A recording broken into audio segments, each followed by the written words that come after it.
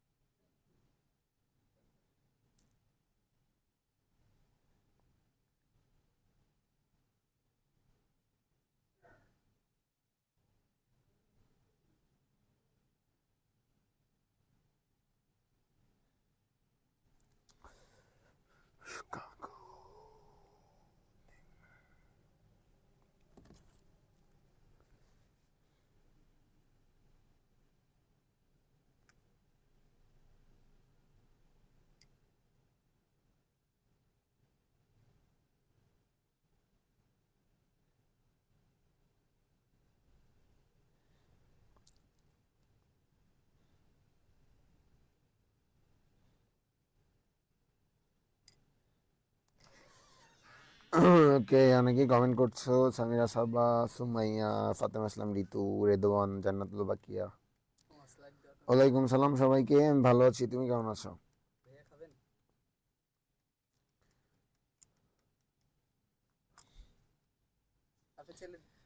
অবেলায় class শেষ করে দিব আজকে তোমাদের, এই জন্য। কতজন জয়েন করছে দেখো? কয়জন জয়েন করছে? কি এটা করতে নিয়ে আসছিস? ভালো আছে তো নাকি নষ্ট জিনিস খাওয়াই দিচ্ছি? শিওর? তুই খাইছিস আগে একটু? ঠান্ডা না কেন?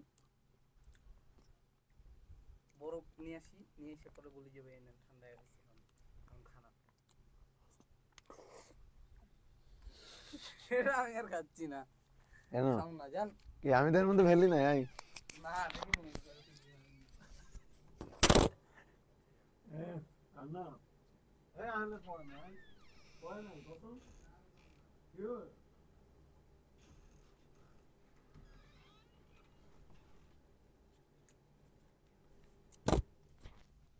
মাত্র 13 জন, একটু একটু তাড়াতাড়ি সবাই মেনশন দাও।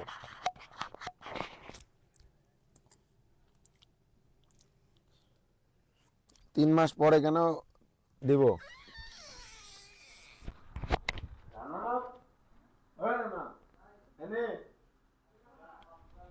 নষ্ট জিনিস আমার দিলি।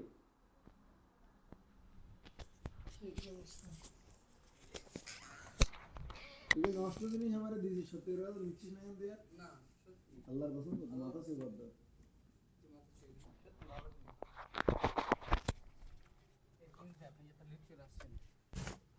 কেন মায়ের তো খাস নেই মনে, মুক্তিযুদ্ধের পরে না? মুক্তিযুদ্ধের পরে মনে হয় মায়ের খাস নেই না? লাইভ চলতেছে আপনি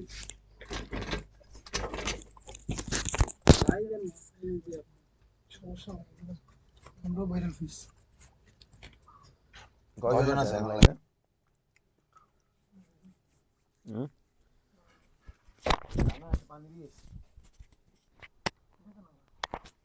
কি দিছা? এটা কেন দিছো এবার? সাউন্ড ভালো, সাউন্ড কোয়ালিটি ভালো।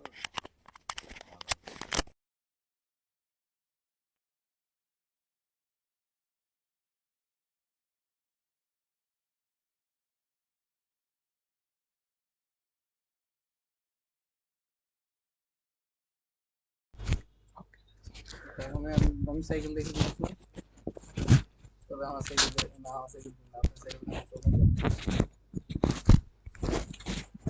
উল্টা লাগালাম নাকি দেখলাম? এই লাগানো দেখা পাচ্ছে। ঠিক আছে।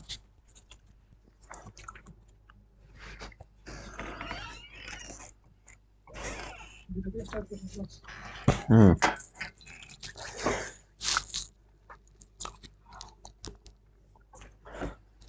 কি ব্যাপার, এটা এমনি হচ্ছে কেন বারবার? লাইভ দাঁড়াও, লাইভ হচ্ছে দেখো তো ঠিকঠাক?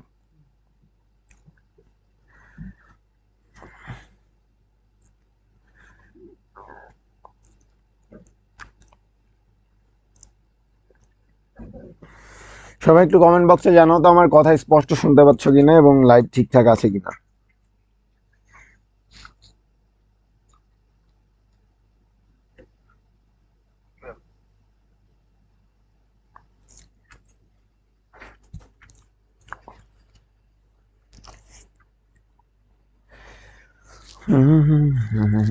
সবাই একটু কমেন্ট বক্সে জানাও তো আমার কথা স্পষ্ট শুনতে পাচ্ছ কিনা এবং লাইভ ঠিকঠাক আছে কিনা।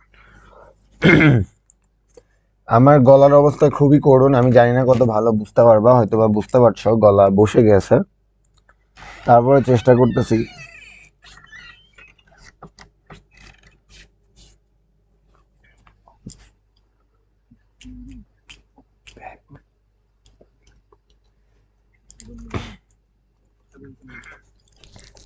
আমার গলার অবস্থা খুবই করুণ, আমি জানি না কত ভালো বুঝতে পারবা, হয়তো বা বুঝতে পারছো, গলা বসে গেছে। ওকে, তো আজকে আমরা মোবাইল ফোনের বিভিন্ন প্রজন্ম পড়ব। সেই প্রজন্মের মধ্যে দেখো আমরা একটু দেখি যে বলছে যে 1979 সালে এশিয়ার সবচেয়ে বড় টেলিকমিউনিকেশন কোম্পানি জাপানের এনটিটিসি, যেটাকে বলা হয় নিপন টেলিগ্রাফ টেলিফোন কর্পোরেশন, বাণিজ্যিক ভিত্তিতে প্রথম মোবাইল ফোন উৎপাদন করে। এবং এইখান থেকে যেটা ইম্পর্টেন্ট, একটু ওয়েট করো।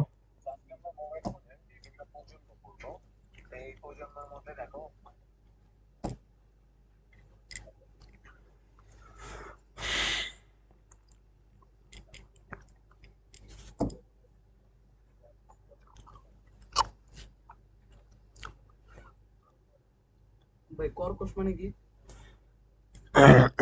না,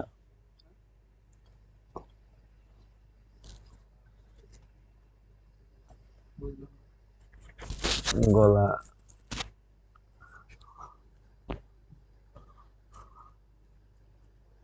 ওকে। তো এইখান থেকে তোমরা একটা জিনিস মনে রাখবা, সেটা হচ্ছে যে প্রথম কোন নামে মোবাইল শুরু হয়। দেখো 1983 সালে যুক্তরাষ্ট্রের মটোরোলা ডাইনাটেক নামে মোবাইল ফোন ব্যবহার করা শুরু হয়।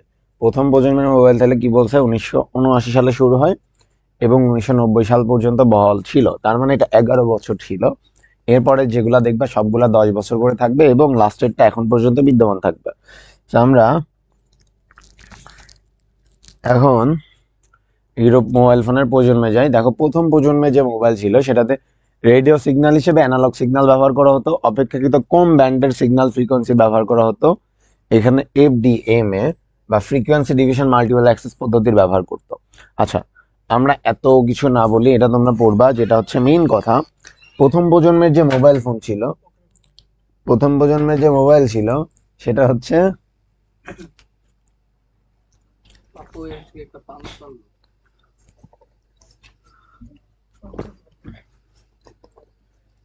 তার জন্য আজকে আমরা একটা পান ঈদের আগে।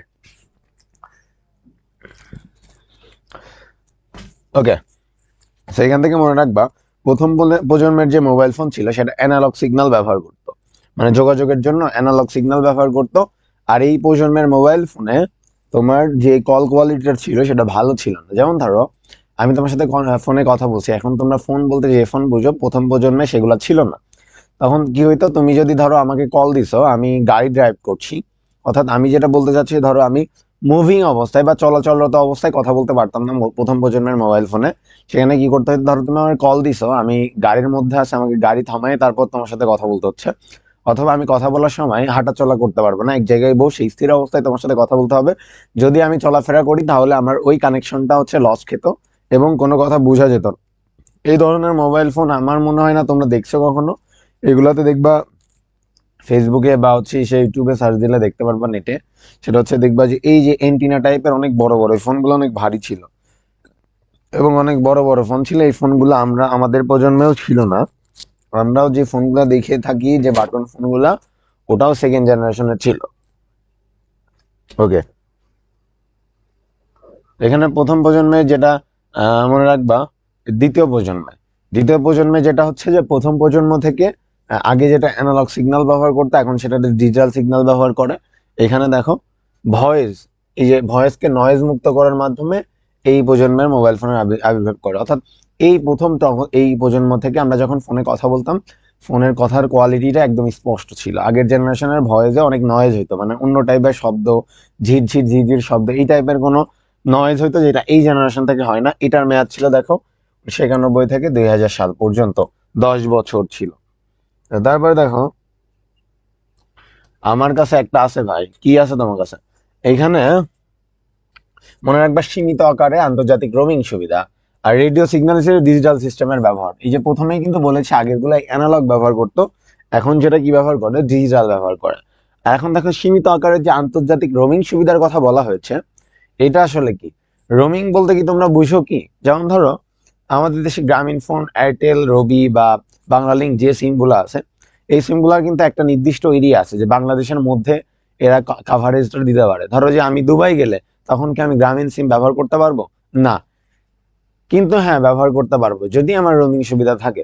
ধরো আমি দুবাইয়ের যে একটা একটা টেলিফোন অপারেটর, ধরো কোনো একটা নামের আমাদের মতো কোনো একটা সিম কোম্পানি, তাদের সাথে একটা ডিলে গেলাম, যার ফলে কি তাদের টাওয়ার গুলা ব্যবহারের যে আমার পারমিশন আমাকে দিলে, এরপরে এর ফলে তাদের কি করছে, তাদেরকে একটা নির্দিষ্ট পরিমাণ অ্যামাউন্ট দিতে হয় আর কি, চার্জ হিসেবে। এই জন্য দেখবা এখন রোমিং রোমিং কল চালু আছে। তোমরা বাইরে যখন হজে যায়, হজে গেলে কিন্তু মানুষ আর নতুন সিম কেনা লাগে না, ওখানে রোমিং সুবিধা দিয়েই সে কিন্তু ওই কাজটা করতে পারে। ঠিক আছে? এখন রোমিং সুবিধার ভালো দিক হচ্ছে, যেমন ধরো আমরা ছোটখাটো মানুষ, আমাদের হিসাব আলাদা, যারা হচ্ছে বিজনেসম্যান, বড় বড় ডিল করে, এদের কাছে কিন্তু একটা নাম্বার অনেক ইম্পর্টেন্ট। তো ওই নাম্বারটা বাদ রেখে অন্যজনকে অন্য নাম্বার দিয়ে তারা কল দিলে ধরবে না। ধরো একজন বিজনেস ম্যাগনেট, তার যদি নাম্বার সেভ না থাকে, সে কিন্তু তোমার কল ধরবে না। ঠিক আছে?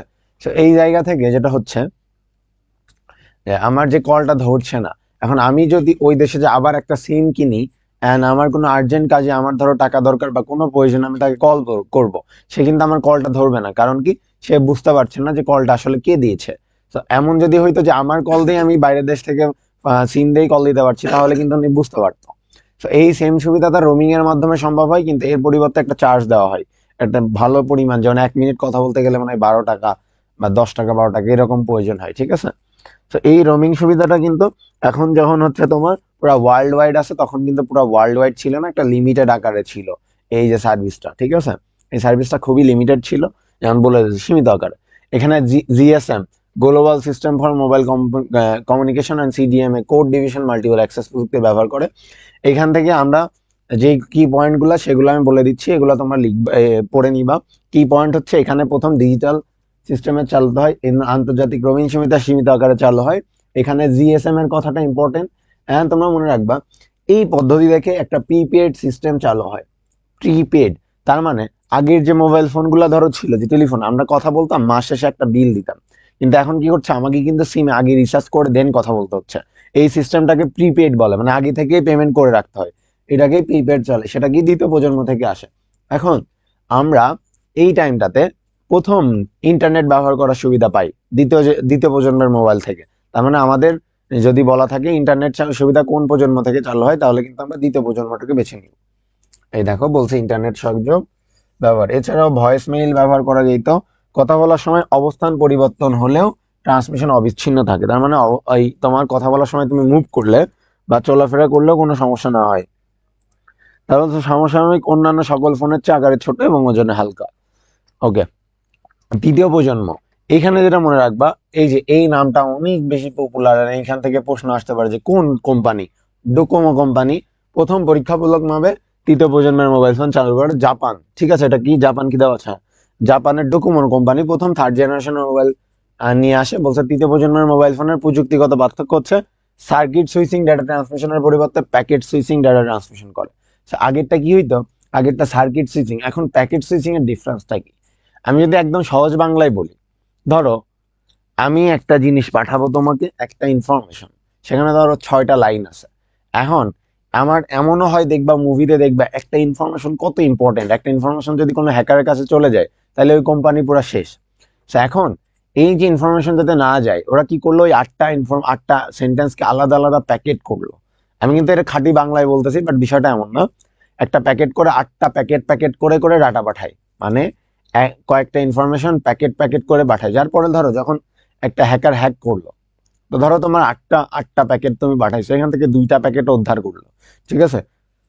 ওই 2টা প্যাকেট দিয়ে কিন্তু সে তোমার তেমন কোনো ক্ষতি করতে পারবে না, যেটা 8টা প্যাকেটই যদি পেয়ে যেত তাহলে হইতো। তার মানে আমাকে যখন ধরো, আমি একটা ধরো যে কি করলাম, আমার কাছে আমারে বলছে যে একটা স্বর্ণের যে চালান, ঠিক আছে, 8টা বার পাঠানো, আমি একবারে বার পাঠাইলে যদি আমাকে ধরে ফেলে তাহলে 8টা বারই কিন্তু চলে যায়। কিন্তু আমি যদি প্যাকেট করে 8টা আলাদা প্যাকেটে 8 বার আলাদা আলাদা ভাবে পাঠাই, তাহলে কিন্তু আমার খুব কম চান্স যে 8 বারই আমি ধরা খাবো, এরকম চান্স নাই। সেই জন্য প্যাকেট সুইচিং মনে রাখবে, এটা একটু নিরাপদ। আগের থেকে এখন যে প্যাকেট সুইচিং ডাটা ট্রান্সমিশন ব্যবহার করতো, সেটা হচ্ছে আরো বেশি ফ্রুটফুল বা নিরাপদ ছিল। ওকে, এরপরে দেখো, এইখানে প্যাকেট সুইচিং ও সার্কিট সুইচিং উভয় পদ্ধতি ব্যবহার করা হয়। এখানে মনে রাখবা যে আগের প্রজন্ম থেকে এখন কিন্তু স্পিড অনেক বেশি হয়, 2 Mbps এর অধিক হয়। এখন এই প্রজন্মই হচ্ছে আমরা মোবাইল ফোন বলতে যে সুযোগ সুবিধা বুঝি, এর ম্যাক্সিমামই সুযোগ সুবিধা এই প্রজন্ম থেকে চালু হয়। যেমন ধরো, আমরা ভিডিও কলে কথা বলতেছি, এটাও কিন্তু 3rd জেনারেশন থেকেই চালু হয়। 2nd জেনারেশনে ভিডিও কলে কথা বলা যেত না। এরপরে আমরা যে দ্রুতগতির ইন্টারনেট সুবিধা পাচ্ছি, সেটাও 3rd জেনারেশন থেকে। 2nd জেনারেশনের ইন্টারনেট সুবিধা ছিল, কিন্তু সেটা খুবই ধীর গতির ছিল, যাতে বড় বড় কোনো কাজ করা যেত না। এখন তোমার প্রশ্ন এনে মনে রাখবা যে এইখান থেকে প্রথম ভিডিও কলিং সুবিধা চালু হয়, এবং আমরা যে তোমার লাইভ স্ট্রিমিং বলো, অনলাইন গেমিং করা বলো, অনলাইন গেমিং খুব ভালো করে মনে রাখবা, অনলাইন গেমিংও কিন্তু 3rd জেনারেশন থেকে শুরু হয়। তার আগের জেনারেশন থেকে কিন্তু অনলাইন গেমিং ছিল না। তারপরে তোমার লাইভ টিভি দেখা, আবার এই যে ইউটিউবে যে ভিডিওগুলো দেখছো, লাইভ স্ট্রিমিং করছো, এই সবগুলা 3rd জেনারেশন থেকে চালু, অর্থাৎ ডিজিটাল যে সুযোগ সুবিধাগুলো সবগুলো হচ্ছে 3rd জেনারেশন থেকে চালু হয়। এখন দেখো, এই যে তোমার বলছে যে মোবাইল ব্যাংকিং, এখানে মনে রাখবা mobile banking, e commerce, email, এই ইন্টারনেট ভিত্তিক সুবিধা অর্থাৎ, তার মানে আমরা যে বিকাশ, নগদ, রকেট এগুলা ব্যবহার করি না, এই যে মোবাইল ব্যাংকিং বলা হয় এগুলারে, এইগুলাও কিন্তু 3rd জেনারেশন থেকে চালু হয়, খুব ভালো করে মনে রাখবা। এন্ড দেন বলছে ই কমার্স। ই কমার্স বলতে কি বুঝাচ্ছে, আমরা তোমার ইন্টারনেট ব্যবহার করে কিন্তু এখন অনেকে ক্রয় বিক্রয় করে, যেমন ধরো দারাজ.com, তারপরে সাজগোজ.com, এরকম বিভিন্ন, এরকম কিন্তু eValley.com, এরকম বিভিন্ন প্রতিষ্ঠান আছে যারা হচ্ছে অনলাইনে কেনা বেচা করতেছে। এগুলাও কিন্তু 3rd জেনারেশন থেকে চালু হয়। ইমেইল করা, এগুলাও 3rd জেনারেশন থেকে চালু হয়। দেখো বলছে মোবাইল ফোনে ইন্টারনেট ব্রাউজিং, টিভি দেখা, গান শোনা, এগুলা 3rd জেনারেশন থেকে চালু হয়। ওকে, এবার আসো 4th generation. So 4th generation প্রথম 2009 সালে চালু হয়। এখানে মনে রাখবা সার্কিট সুইচিং বা প্যাকেজ সুইচিং এর পরিবর্তে এখানে প্রোটোকল ভিত্তিক নেটওয়ার্ক চালু হয়। তার মানে প্রোটোকল মানে কি, আইপি অ্যাড্রেস মনে আছে তোমাদের, internet internet protocol, protocol maintain করে যোগাযোগ করে, প্রোটোকল। এই প্রোটোকল ব্যবহার করা হয়। দেখো, মনে রাখবা যে আলট্রা ব্রডব্যান্ড গতির ইন্টারনেট সুবিধা পাওয়া যায়। আলট্রা ব্রডব্যান্ড তার মানে 4G এর স্পিড অনেক হাই, অনেক হাই, ওই তোমার 3G থেকে 50 গুণ বেশি, ঠিক আছে, 3G থেকে 50 গুণ বেশি গতিতে তুমি যোগাযোগ করতে পারবে। ভাই আপনি সাজগোজ কিভাবে, কোথা থেকে জানলেন? আমি নিজেও সাজগোজ থেকে একবার কি যেন কিনেছিলাম আর কি, এই জন্য জানি।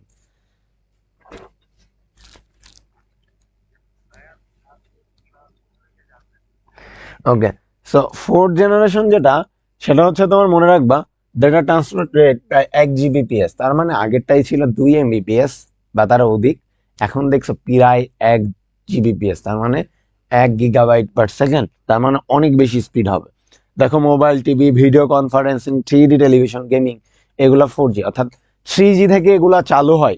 ভিডিও কলিং সুবিধা, অনলাইন গেমিং সুবিধা, তারপরে কনফারেন্সিং, সকল সুযোগ সুবিধাই তোমার 3rd জেনারেশন থেকে শুরু হয়, কিন্তু সেটা অতটাও ফ্রুটফুল ছিল না। অর্থাৎ তুমি ভিডিও কলে কথা বলছো, স্পষ্ট বোঝা যেত না, গেমিং করতেছো ওই ল্যাগ খাইতো বা হচ্ছে বেঁধে যাইতো, এরকম অনেক অসুবিধা হতো, যেটা সম্ভব ছিল না। 4th জেনারেশন থেকে হচ্ছে এখন ল্যাগ ফ্রি, তুমি চাইলে ভিডিও কলে একদম স্পষ্ট কথা বলতে পারছো এবং খুব সুন্দর করে গেমিং করতে পারছো। এই তার মানে তুমি যেই সুযোগ সুবিধাগুলো 3rd জেনারেশনে পাইতা, ওই সুযোগ সুবিধাগুলাই কি আরো অধিক ভালো হয়ে 4th জেনারেশনে তোমার সাথে আসতেছে। যেমন ধরো, তুমি একটা ভিডিও ঠিকই দেখতা, কিন্তু সেটার রেজুলেশন অনেক কম ছিল, এখন সেটা দেখা যাচ্ছে 2K বা 3D আকারে দেখতে পাচ্ছ 4th জেনারেশনে। তার মানে 3rd জেনারেশনের যে সুযোগ সুবিধা 4th জেনারেশনে এক্সট্রা কিছু আসে নাই, শুধুমাত্র ইন্টারনেট প্রোটোকল ভিত্তিক সেবা চালু হয় এবং আগের সুযোগ সুবিধায় আরো একটু মডার্ন হয় এবং ভালো হয়। এরপর দেখো বলছে পঞ্চম প্রজন্ম। দেখো পঞ্চম প্রজন্ম, এইখান থেকে প্রশ্ন আসার চান্সেস অনেক কম, কারণ পঞ্চম প্রজন্ম আমাদের দেশে এখনো আসে নাই 5G। ঠিক আছে, আমরা স্টিল 4G তে আসি, তো এখান থেকে প্রশ্ন আসার চান্সেস খুবই কম। তারপরেও যদি আমি একটু বলি, দেখো বলছে অত্যাধুনিক এবং সর্বোচ্চ সংস্করণ। এইটা 2000 এখন পর্যন্ত চলতেছে আর কি, এখন পর্যন্ত তোমার 5G চলতেছে। তো বাইরের দেশে, আমাদের দেশে যদিও আসে নাই। এখানে বলছে এই phone, mobile phone network world wide web, এই দেখো ডাব্লিউ ওয়েব বা 4টা ডাব্লিউ, এখান থেকে এইবারের গত বোর্ডে অথবা কোনো একটা কলেজে এই প্রশ্নটা এসেছে যে 4টা ডাব্লিউ মানে আসলে কি। এইটার মানে হচ্ছে 4G না, অনেকেই 4G লিখে আসছো, যে ডাব্লিউ 4বার দিছে, দ্যাট মিনস 4G। এটা কিন্তু ভুল। 4বার ডাব্লিউ আছে, দ্যাট মিনস 5G। যে ওয়ার্ল্ড ওয়াইড ওয়্যারলেস ওয়েব, এটা কিন্তু 5G। এরকম যদি থাকে যে এই যে 4টা ডাব্লিউ নিজের কোন প্রজন্মের মোবাইল ফোন, তাহলে অবশ্যই চোখ বন্ধ করে 5G দিবা। 4টা ডাব্লিউ আছে, তার এই ভুল করে আবার হচ্ছে 4G বসায়ও না। এখন বলছে এই ধরনের মোবাইল ফোনের স্ট্যান্ডার্ড গুলোর মধ্যে 5G এনার, এই যে এগুলো একটু পড়ে নিও।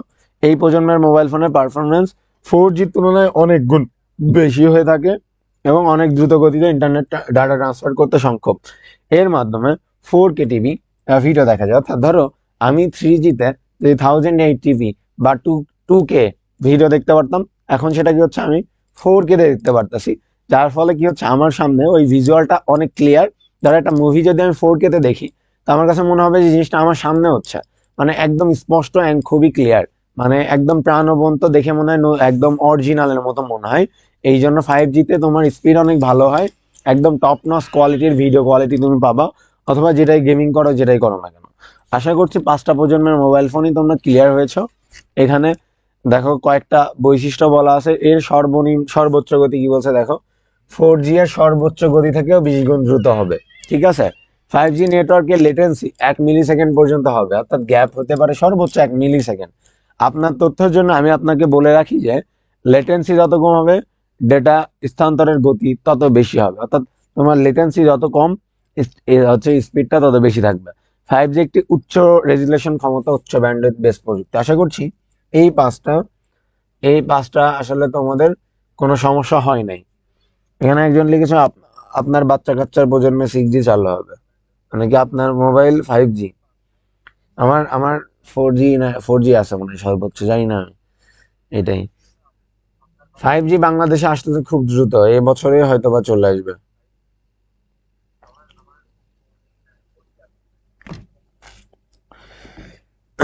একটু সমস্যা হচ্ছে আমার, আজকে গলার অবস্থা খুবই করুণ, তারপরেও তোমাদের কথা দিয়েছি এই জন্য আসছি, না হলে আজকে ক্লাস নিতাম না হয়তো।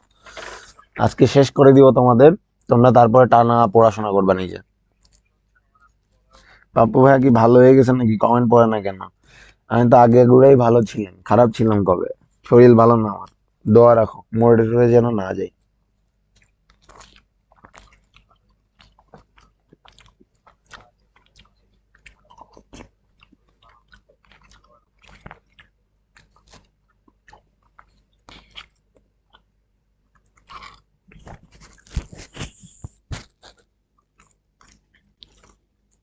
তোমরা এই পর্যন্ত বুঝেছো কিনা একটু কমেন্ট বক্সে জানাও।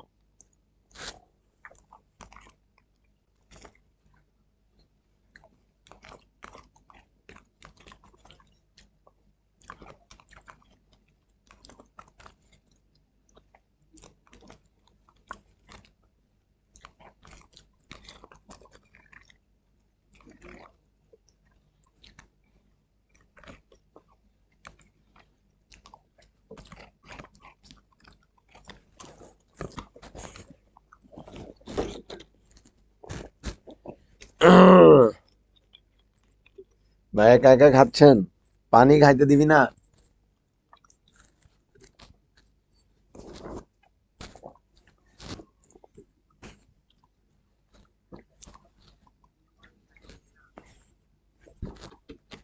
পানি খাচ্ছি, পানি। আহ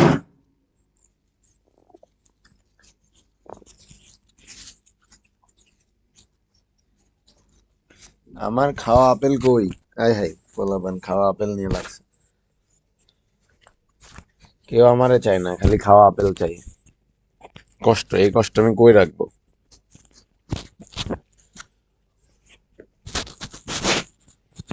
খাওয়া আপেলও আছে, এই যে খাওয়া আপেল এইখানে, এই যে খাওয়া আপেল, এই যে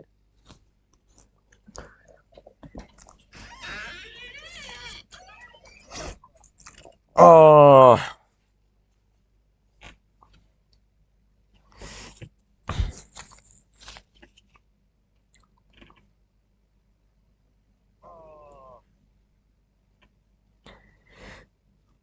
ওকে। তারপরে যদি আমরা যাই, এরপরে দেখছো কম্পিউটার নেটওয়ার্ক কি।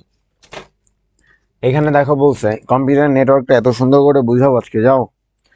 বলছে কম্পিউটার নেটওয়ার্কটা আসলে কি, বলছে কম্পিউটার নেটওয়ার্ক হলো এমন একটি ব্যবস্থা বা সিস্টেম যেখানে একাধিক কম্পিউটার একে অপরের সাথে সংযুক্ত থেকে তথ্য, হার্ডওয়্যার, সফটওয়্যার ইত্যাদি রিসোর্স শেয়ার করে। তাহলে মনে রাখবা কি কি শেয়ার করতে পারে, তথ্য শেয়ার করতে পারে, হার্ডওয়্যার শেয়ার করতে পারে এবং সফটওয়্যারও শেয়ার করতে পারে। এইগুলা যদি থাকে তাহলে মনে রাখবে যে হচ্ছে তোমার কম্পিউটার নেটওয়ার্ক কি করে। তাহলে মনে রাখবা যে ধরো তোমরা কয়েকটা কম্পিউটার আছো, মনে করো সবাই এক একজন কম্পিউটার, 10 জন আছো, তোমরা নিজেদের মধ্যে কানেক্ট করে ওই তোমাদের যে তথ্য থাকতে পারে, রিসোর্স, যে কোনো রিসোর্স, সেটা সফটওয়্যার, হার্ডওয়্যার, যে কোনো কিছু হতে পারে, সেটা যদি শেয়ার করে সেটা বলা হয় কম্পিউটার নেটওয়ার্ক। তাহলে নিজেদের মধ্যে যে সম্পর্ক বিল্ড করতেছো সেটা হচ্ছে কম্পিউটার নেটওয়ার্ক। আশা করছি তোমরা বুঝতে পেরেছো। এটা আমরা এখানে বোঝা লাগবে না, তোমরা এইখানে এই যে তিনটা রিসোর্স শেয়ারের কথা বললাম এইটা একটু পড়বা। আমি এখন তোমাদের বুঝাবো যে এখানে এখানে যেটা বলছে দেখো, মালিকানার ভিত্তিতে দুই প্রকার। আরটা বলছে দেখো যে প্রাইভেট ও পাবলিক। তো প্রাইভেট কোনগুলা, যেগুলাতে হচ্ছে তোমরা কোনো একটা কোম্পানি, মাল্টি ন্যাশনাল কোম্পানি নিজেদের ব্যবহারের কাজে ব্যবহার করে থাকে, ঠিক আছে। হ্যাঁ, এটা খুব লাগবে, যা যা টাকা দিবেন। বেতন পাই। এটা বেশি সময় রাখবে না, এটা থাক, আমাদের থাক, এখন সরাই দিচ্ছি। দেখা যাচ্ছে না, যা যা, এটা বেশি গরম, খুব গরম করছে, 30 টাকা, গলার অবস্থা কম, যা। 30 টাকা, সরি 50 টাকা। ঈদ বোনাস এখন এখন নাই। আমার দিন 500 দিলাম। রানা আমার কাছে ঈদের বোনাস চাই 500 টাকা, জীবনে আমি পাইলাম না 500 টাকা।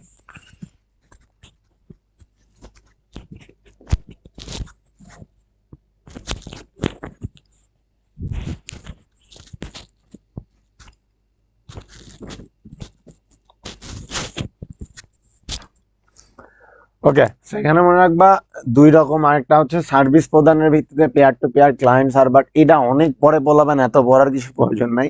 আমরা এখানে যে তোমার বলছে যে নেটওয়ার্ক 5 রকম ভৌগোলিক বিস্তৃতির উপর, এখান থেকে প্রশ্ন আসে। আজকে আসতে পারে মালিকানার ভিত্তিতে, একটা প্রাইভেট, একটা পাবলিক। প্রাইভেট কোনগুলো, ধরো যে আমি নিজের জন্য একটা তোমার নেটওয়ার্ক ওপেন করলাম যে শুধুমাত্র আমার কোম্পানির কাজে ব্যবহার করার জন্য, সেটা হচ্ছে প্রাইভেট। আর পাবলিক কোনগুলো, যদি সবাই ব্যবহার করতে পারে, ক্লিয়ার। ধরো যে আমি আমি সরকার থেকে একটা খুললো, এটাতে সবাই ব্যবহার করতে পারছো, সেগুলো হচ্ছে পাবলিক। ওইগুলোতে আমরা যাবো না, যেটা আমাদের ইম্পর্টেন্ট। 5 রকম প্রকারভেদ আছে, প্যান, ল্যান, আরেকটা কি এখানে ক্যান দেওয়া আছে, আমি জানি না কয়টা দেওয়া আছে। আচ্ছা যাক, প্যান, ল্যান, ক্যান, ম্যান এবং ওয়ান, এই 5টা টপিক নিয়ে কথা বলবো। এখানে কি আছে কিচ্ছু দেখা লাগবে না। প্যান বলতে কি বোঝায়, প্যানের ফুল ফর্ম হচ্ছে পার্সোনাল এরিয়া নেটওয়ার্ক। ধরো তার মানে বুঝেই নিচ্ছ এটা ব্যক্তিগত, পার্সোনাল। তার মানে ধরো যে তুমি একটা রুমে আসো, ধরো যে আমরা কয়েকজন একটা রুমে আছি, ওই রুমের মধ্যে যদি কোনো কানেকশন বিল্ড আপ করি, যেমন ধরো আমরা ব্লুটুথে, শেয়ার ইটে, বা যে কোনো ওয়েতে, অ্যাপল শেয়ারের মাধ্যমে যেভাবে মনে করো তুমি শেয়ার করো না, কিন্তু সেটা কিন্তু একটা ছোট্ট এরিয়ার মধ্যে হইতে হয়। একটা রুম বা রুমের হালকা একটু এদিক ওদিক হইতে পারে, বেশি দূরে গেলেও কিন্তু ডিসকানেক্ট হয়ে যায়। তো পার্সোনাল এরিয়া নেটওয়ার্ক কি, যে নেটওয়ার্কে ধরো তুমি একটা রুমের মধ্যে কানেকশন বিল্ড করবে, এখানে মনে রাখবা ভৌগোলিক বিস্তৃত, অর্থাৎ কতটুকু জায়গা তুমি কাভার করছো তার উপর বেস করে 5 প্রকার। তো প্যান কি, সে শুধুমাত্র একটা রুম কাভার করতে পারে, ঠিক আছে, একটা রুম কাভার করতে পারে সর্বোচ্চ 10 মিটার, ক্ষেত্র বিশেষে 20 মিটার হতে পারে, কিন্তু নর্মালি 10 মিটার, সেটা খুব বেশি দূর হয় না। তো 10 মিটারের মধ্যে থেকে যদি কেউ যোগাযোগ করে, সেটা হচ্ছে তোমার প্যান। ল্যান কি তাহলে, ল্যান হচ্ছে ধরো একটা বিল্ডিং এর ওই একটা পুরা ফ্লোর, ধরো এই বিল্ডিং এ যেমন কয়েকটা রুম আছে, 5-7টা রুম আছে, এই 5-7টা রুম, অথবা ওই ওই যে কয়েকটা ফ্লোরের মধ্যে, অথবা পুরা একটা বিল্ডিং মিলে, অথবা পাশাপাশি অবস্থিত দুই একটা বিল্ডিং মিলে, অর্থাৎ একটা পুরা পুরা ফ্লোর আর বা ওই বিল্ডিংটা অথবা পাশের একটা দুইটা বিল্ডিং মিলে যদি কোনো নেটওয়ার্ক গঠন করে। ধরো তুমি পেইন্ট করো তোমার রুমের বাইরের রুমে বা উপরের তলার কোনো ফ্ল্যাটের কারোর সাথে, অথবা তোমার যে ফ্ল্যাট তার সামনের কোনো বাড়ির ফ্ল্যাটের সাথে তুমি প্রেম করো, and তোমাদের মধ্যে একটা কানেকশন হয় না, ওটারে বলা হয় ল্যান। ঠিক আছে, তার মানে নিজেদের এই কাছাকাছি নিজের বিল্ডিং এ অথবা পাশের কোনো বিল্ডিং এর সাথে যদি কানেকশন বিল্ড আপ করো, এক নিজের বিল্ডিং এর একটা একই ফ্লোর হইতে পারে, উপর নিচেও হইতে পারে, মানে পুরো একটা বিল্ডিং অথবা পাশাপাশি অবস্থিত দুই একটা বিল্ডিং, এগুলা মিলে যদি কোনো কানেকশন বিল্ড আপ করে সেটা হচ্ছে তোমার ল্যান। এখন তোমার প্রশ্ন আসতে পারে ক্যান কি? তাহলে ক্যান হচ্ছে campus area network. Campus area network এটা বিশেষ ক্ষেত্রে শিক্ষা প্রতিষ্ঠানে ব্যবহার করা হয়। যেমন ধরো ঢাকা ভার্সিটি, ঢাকা ভার্সিটিতে ধরো এই 1-150 বিল্ডিং আছে সাপোজ। তো 1-150 বিল্ডিং এর একটা ভৌগোলিক সীমানা আছে না, যে এত একর জায়গা, এত একরের মধ্যে ওই শিক্ষা প্রতিষ্ঠানের ধরো 150 বিল্ডিং আছে। এই 150টা বিল্ডিং কে একসাথে যদি কানেকশন করো সেটা হচ্ছে ক্যান। আই রিপিট, একটা ক্যাম্পাসের যতগুলা বিল্ডিং আছে একটা নির্দিষ্ট এরিয়ার মধ্যে সবগুলাকে কাভার করে ক্যান। ঠিক আছে, এখানে আরেকটা ওয়েতে থাকতে পারে, সেটা হচ্ছে অনেকগুলা ল্যান্ড মিলে কি হয়, অনেকগুলা ল্যান্ড মিলেও কিন্তু ক্যান হতে পারে। ধরো তুমি যে ক্যান বা ক্যাম্পাস এরিয়া নেটওয়ার্ক বিল্ড করছো, ওখানে যে প্রত্যেকটা বিল্ডিং, ধরো বিজনেস ফ্যাকাল্টি থাকে, আর্টস ফ্যাকাল্টি থাকে, সোশ্যাল সায়েন্স ফ্যাকাল্টি থাকে, সায়েন্স ফ্যাকাল্টি থাকে, প্রত্যেকটা ফ্যাকাল্টি কিন্তু ধরো যে নিজস্ব একটা ল্যান্ড থাকে, অর্থাৎ নিজেদের মধ্যে সম্পর্ক বিল্ড আপ করার জন্য ওরা ল্যান্ড ক্রিয়েট করছে। তো এই 150টা বিল্ডিং এর, আমি যেমন বলেছিলাম ল্যান্ড কি একই বিল্ডিং অথবা আশেপাশে দু একটা বিল্ডিং, এটা নিয়ে ল্যান্ড গঠিত হয়। তো প্রত্যেকটা বিল্ডিং কিন্তু আলাদা আলাদা করে একটা ল্যান্ড। তার মানে ক্যাম্পাসে যদি 150টা বিল্ডিং থাকে, ওই 150টা বিল্ডিং কিন্তু এক একটা হচ্ছে ল্যান্ড। এতগুলা ল্যান্ড মিলেই কিন্তু ক্যানটা হলো বা ক্যাম্পাস এরিয়া নেটওয়ার্ক হলো। তার মানে একটা ক্যাম্পাসে যতগুলা বিল্ডিং আছে বা যতগুলা ল্যান্ড আছে সবগুলাকে একসাথে কানেক্ট করে সম্পর্ক স্থাপনের জন্য ক্যান ব্যবহার করা হয়।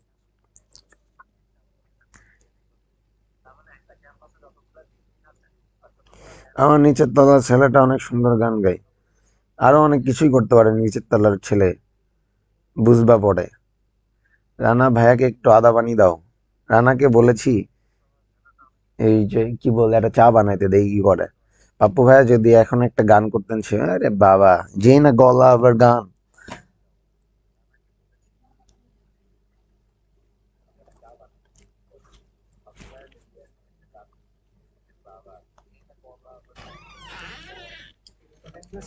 হ্যাঁ হ্যাঁ।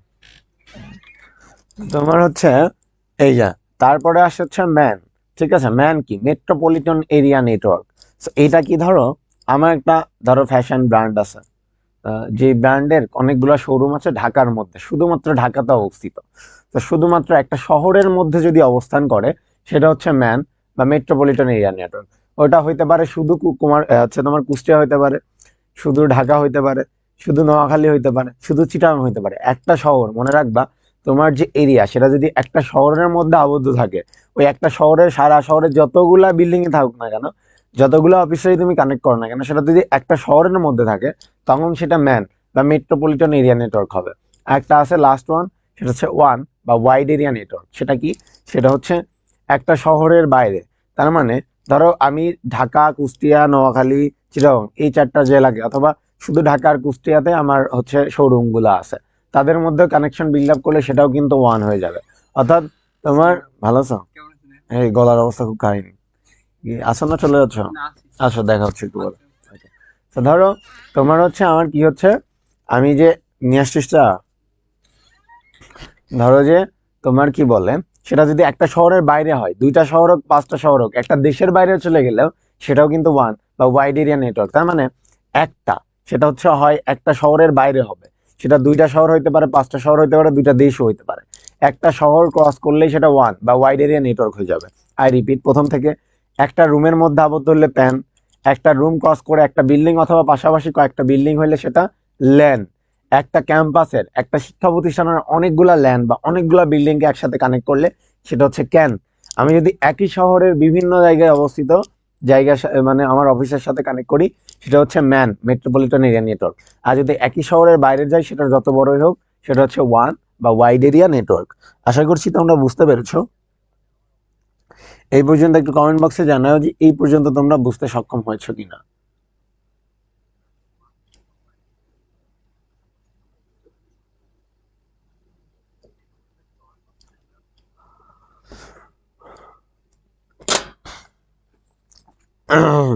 আজকে একটু কষ্ট দিয়ে ফেলতেছি তোমাদের, আমার গলার অবস্থা খুবই গরম।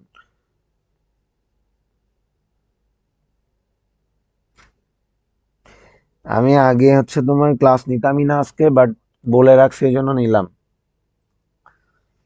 যেহেতু তোমাদের শেষ করতে হবে, এক্সাম অনেক কাছে, এই জন্য একটু কষ্ট হচ্ছে, তারপরেও নিচ্ছি। আমার শরীরের অবস্থা খুবই কাহিল, মানে খুবই করুণ অবস্থা। অনেক দিন যাবত এত এত ভাবে অসুস্থ আমি হই নাই, এত বাজে ভাবে। এই কালকে লিটারালি আমি পুরা বডি নড়াইতেই পারছিলাম না, এত অসুস্থ ছিলাম। তো সেই জায়গা থেকে ক্লাস নিতে পারছি, এটাই অনেক। এই কয়দিন কি যেন হচ্ছে, বারবার অসুস্থ হয়ে পড়তেছি। দোয়া রেখো সবাই।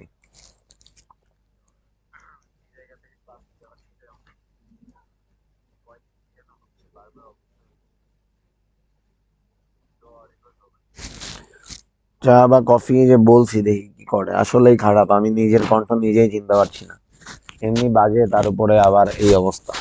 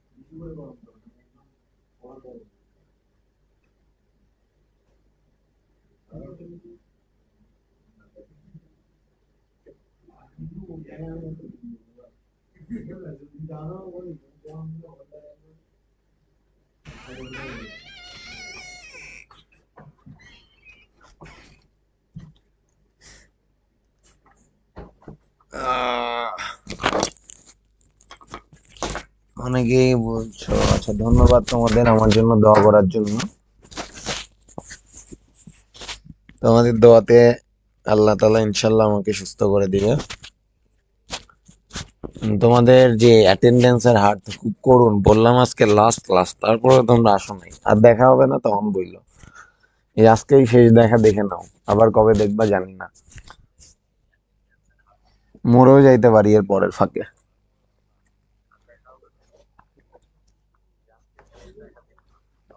এরপরে মাঝে মাঝে ফ্রি ক্লাস নিয়ে চলে আসবো লাইভে, তাছাড়া আমাকে আর পাবা না। ওকে, নেটওয়ার্ক টপোলজি নিয়ে আমরা আলোচনা করব। আমরা একদম শেষ পর্যায়ে চলে আসছি, বেশি সময় ক্লাস লাগবে না। নেটওয়ার্ক টপোলজিতে তোমরা মনে রাখবা, নেটওয়ার্ক টপোলজি হচ্ছে, হ্যাঁ তোমাদের সাথে একদম শেষ দেখা হচ্ছে আমার, মেবি দ্য লাস্ট ক্লাস। তারপরে আবার কবে দেখবা আমি জানি না। তুমি আসবে নাকি ক্লাস নিতে? আসো, তুমি তো আবার পেজ টেস খুলে অস্থির করে ফেলছো।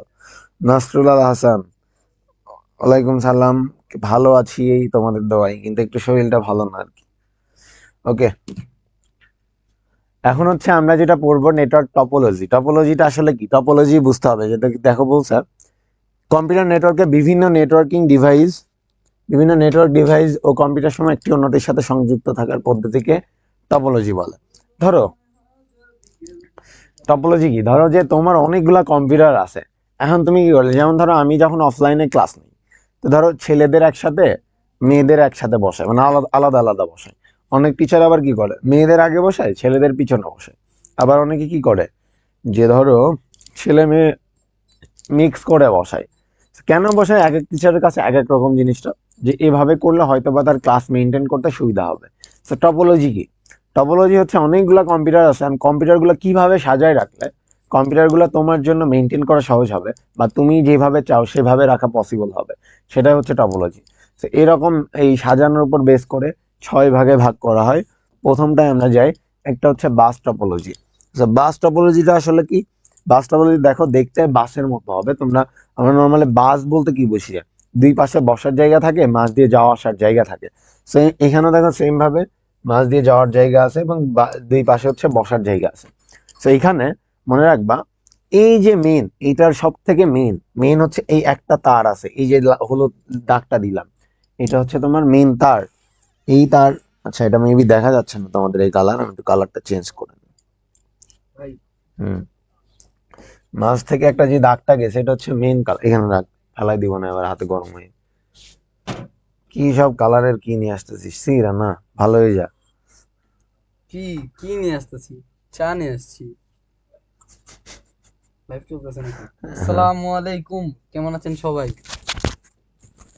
খুলে দেওয়া লাগবে না, থাক। আসসালামু আলাইকুম, কেমন আছেন সবাই? আশা করি সবাই ভালো আছেন। আপনাদের দোয়ায় আমি রানা মৃধা অনেক অনেক ভালো আছি। সবাই আমার জন্য দোয়া করবেন। আর কিছু বলার নেই। আসসালামু রান্না আমার আলাইকুম। জন্য চা নিয়ে আসছে, হ্যাঁ। রান্না ভালো হয়েছে, কিন্তু ভালো হয়েছে এর পিছনে আবার কাহিনী আছে। ফালুদা খাওয়ার ডিল করে তারপরে চা এনে দিছে। 5-10 টাকার চা আনার জন্য 150-200 টাকার ফালুদা খাওয়ানো লাগবে। হুম, 110 টাকা। কোন এটা? এই যেটা খাইছিস? ঠিক আছে।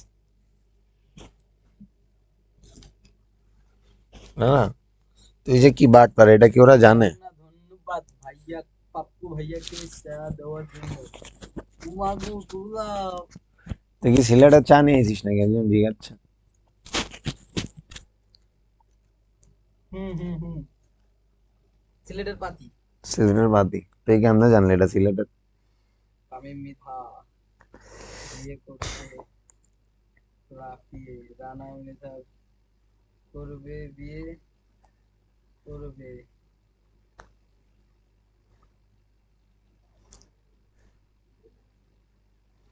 লাইভ কই গেল? ওকে ওকে। তামিম মিদা বিয়ে করেছে, রানা মিদা করবে কবে? এ কি রে, তামিম মিদারে চিনিস? তামিম মিঠা করছে বিয়ে। তুই কি চিনিস ওরে? বিয়ে বিয়ে করছে। তামিম মিদারে চিনিস? 2টা বিয়ে করছে কেডা? তামিম। না। আরে ওই যে গান গাইছে না, আজকে আমি মেয়ে পাইছি বোনেরই মতো বিয়ে করছে, আজকে আমার বিয়ারে, একটা গান বেরিয়েছে না? ও আমার চাচতো ভাই। ওটা কি তোর নাটক করিস? ফ্রেন্ড হয় ফ্রেন্ড। ওটাই ওটার নামই হচ্ছে তামিম মিদা। ওকে,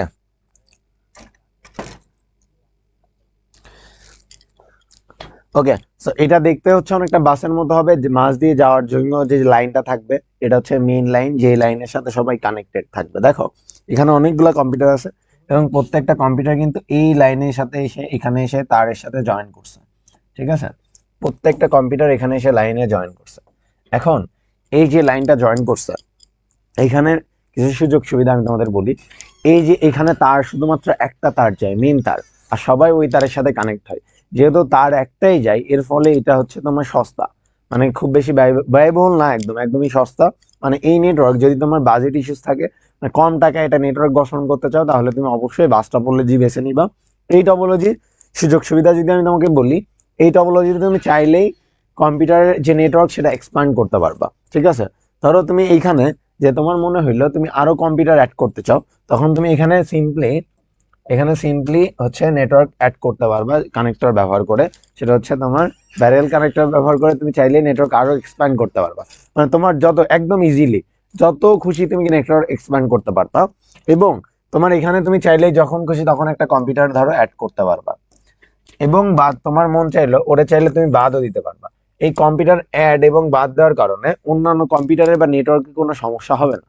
তার মানে এখানে ধরো একটা কম্পিউটার যদি নষ্ট হয়ে যায়, অন্য কম্পিউটারের সাথে যোগাযোগ ঠিকই সেম থাকবে। এবং এখানে যদি নতুন কম্পিউটার অ্যাডও করা হয়, সেটাতেও কোনো সমস্যা হবে না, সেম নেটওয়ার্ক থাকবে, কারণ সবাই এখানে এসে তারের সাথে কানেক্টেড হবে। তো সবাই এই তারের সাথে কানেক্টেড, এবং কোনো নেট যদি কোনো কম্পিউটার তুমি বাদও দাও, তবুও কোনো ইস্যুজ হবে না। কিন্তু এইখানে আরেকটা কথা হচ্ছে, এইখানে আমরা যখন কম্পিউটারে ডাটা পাঠাই এই বাস টপোলজিতে, ধরো ও পাঠাবে হচ্ছে এরে ডাটা পাঠাবে, ঠিক আছে, এই ওরে ডাটা পাঠাবে। এখন কি হয়েছে, ও ডাটা পাঠাবে কিন্তু ওরে ডিরেক্ট পাঠাতে পারবে না, ও কি করবে, এই যে ব্যাকবোন কেবল, এই কেবলের ডাটাটা পাঠাই দিবে। যার ফলে কি হবে, ও কি করবে, এখান দিয়ে লাইন দিয়ে প্রথমে এখানে যাবে, প্রথম যে কম্পিউটার, তারে যা বলবে আমি এই যে ডাটা পাঠাইছি এই ডাটা কি তোমার, ও দেখবে যে আসলে ওর কিনা, যদি দেখে না তাহলে বলবে না আমার না, তখনই করে পরবর্তী জনের কাছে যাবে। পরবর্তী জনের কাছে যায় কি বলবে, এই ডাটা কি তোমার, যখন দেখবে ওরও না, তখনও আবার পরের জনের কাছে যাবে, তখন বলবে এই ডাটা তোমার, বলবে হ্যাঁ আমার, তখনও নিয়ে নিবে। যদি এখন তোমার প্রশ্ন হতে পারে অনেক সময় তো অনেকে নেয় না, তো না নেয় তখন কি হবে, তো একদম যদি না নেয় তাহলে কি হবে, একদম লাস্টে, এই লাস্টে ওদের হচ্ছে একটা টার্মিনেটর থাকে। টার্মিনেটরের বাংলা হচ্ছে নিঃশ্বাস পড়া। তোমরা টার্মিনেটরের যে তোমার কি বলে মুভি আছে দেখবে একটা, যে রোবোটিক্স মুভি, ওটা দেখলে আরো ভালো বুঝবা। তো টার্মিনেটর আমার কাজ হচ্ছে নিঃশ্বাস করা। যদি তোমার এখান থেকে ডাটা পাঠাও এবং কোনো কম্পিউটার সামহাও সেটা অ্যাকসেপ্ট না করে, তাহলে ওই লাস্টে যায় যে টার্মিনেটর আছে সেটা ওই ডাটাটাকে নিঃশেষ করে ফেলে বা নষ্ট করে ফেলে। ঠিক আছে, এখন এইখানে যে অনেক সুযোগ সুবিধা বললাম, এমন কিছু অসুবিধায় আসি। অসুবিধা হচ্ছে তুমি চাইলেই যত খুশি কম্পিউটার তুমি অ্যাড করতে পারো, কিন্তু যত বেশি কম্পিউটার তুমি অ্যাড করবা তত তোমার কম্পিউটারটা স্লো হতে থাকবে। ঠিক আছে, তার মানে তোমার এখানে কম্পিউটারে যদি এইখানে ধরো তুমি ব্যারেল কানেক্টর দিয়ে আরো অ্যাড করলা, যতগুলো কম্পিউটার অ্যাড করবা ওই নেটওয়ার্ক আরো স্লো হয়ে যাবে। এন্ড যদি তোমার এই তোমার যে মেইন ব্যাকবোন যে তারটা যাচ্ছে কোনো কারণে যদি এই তারে কোনো সমস্যা হয়, পুরো নেটওয়ার্কটাই বাদ থাকবে যত সময় না তুমি এই তারটা ঠিক করবা। ঠিক আছে, এই হলো সুবিধা অসুবিধা এবং বৈশিষ্ট্য ছিল। এখানে মনে রাখবে যে সুবিধা অসুবিধা কিছু দেওয়া আছে, সহজেই সম্প্রসারণ করা যায়। দেখো এটা একটু দেখে নি, আশা করছি তোমরা বাস টপোলজি বুঝছো। এটা যদি না বুঝে থাকো একটু প্রশ্ন করো আমাকে যে বুঝছো কিনা। এটা আসলে সবাই বুঝো, জাস্ট একটু বোঝানোর ব্যাপার ছিল, এটা বলে দিলাম।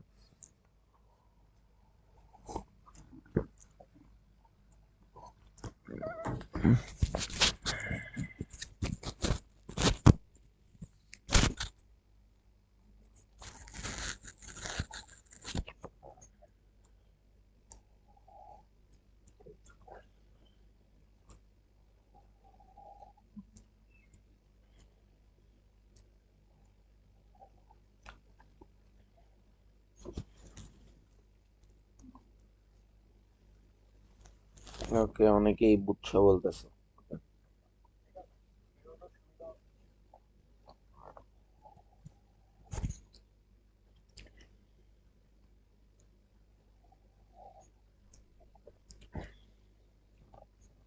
ওকে, পরের টপোলজিটা একটু বের করে দিই, তাহলে তোমরা একটু দেখো। এটা হচ্ছে স্টার টপোলজি দিছে এখানে।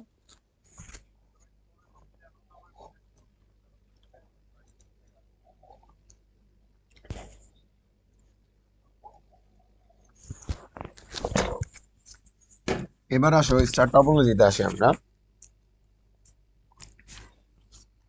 স্টার টপোলজিটা আসলে কি, দেখো দেখতে স্টারের মতো হবে। আমরা তারা দেখতে যে আমরা দেখি, যে স্টার দেখতে আমরা যেভাবে আঁকাই, দেখতে ঠিক ওই রকম, মানে সাজানো থাকবে একদম তারার মতো করে স্টার আকারে।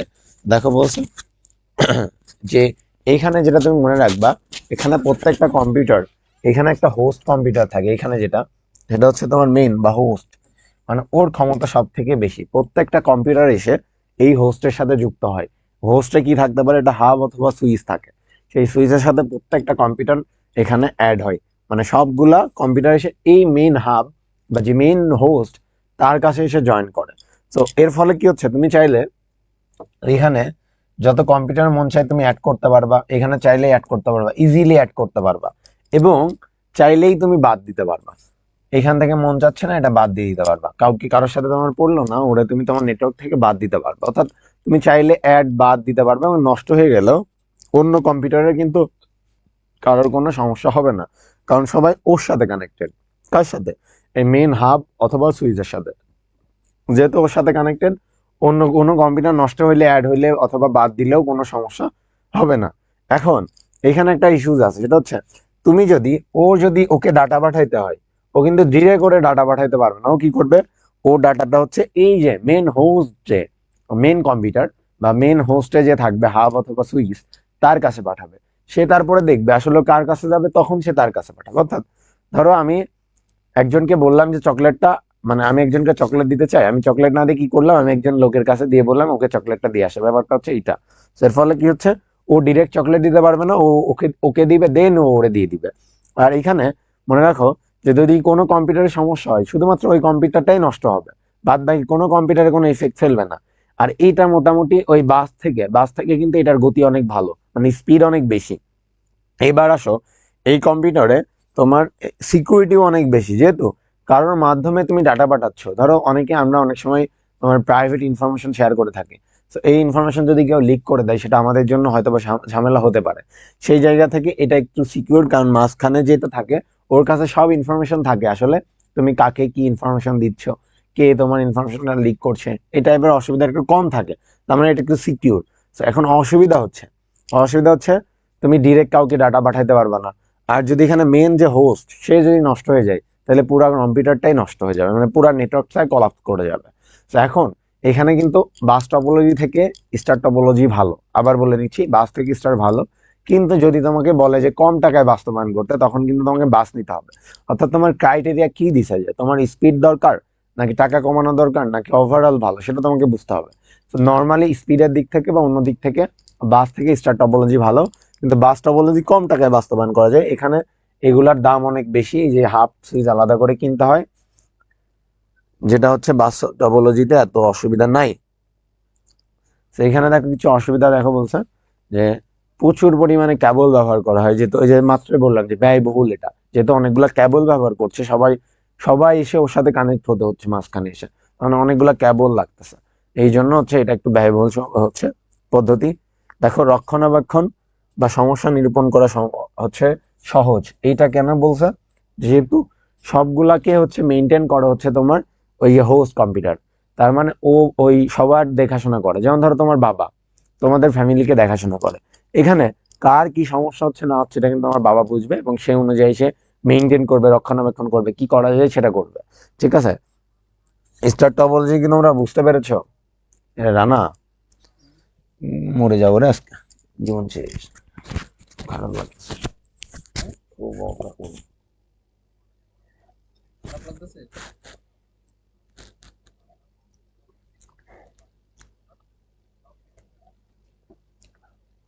খারাপ হয়েছে?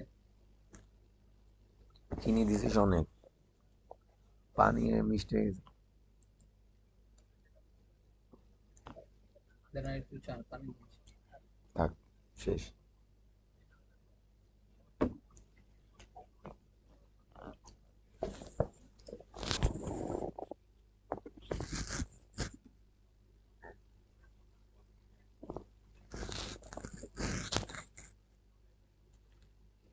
কেউ আবার এটা দিয়ে বইলো না যে ভাই লাল পানি টানি খাচ্ছে, বুঝতে পারছো? কেউ আবার যা ভাইরাল করে দিও না যে পাপ্পু ভাই লাল পানি খাচ্ছে, এটা কিন্তু চা খাচ্ছে না। কথা কি খান?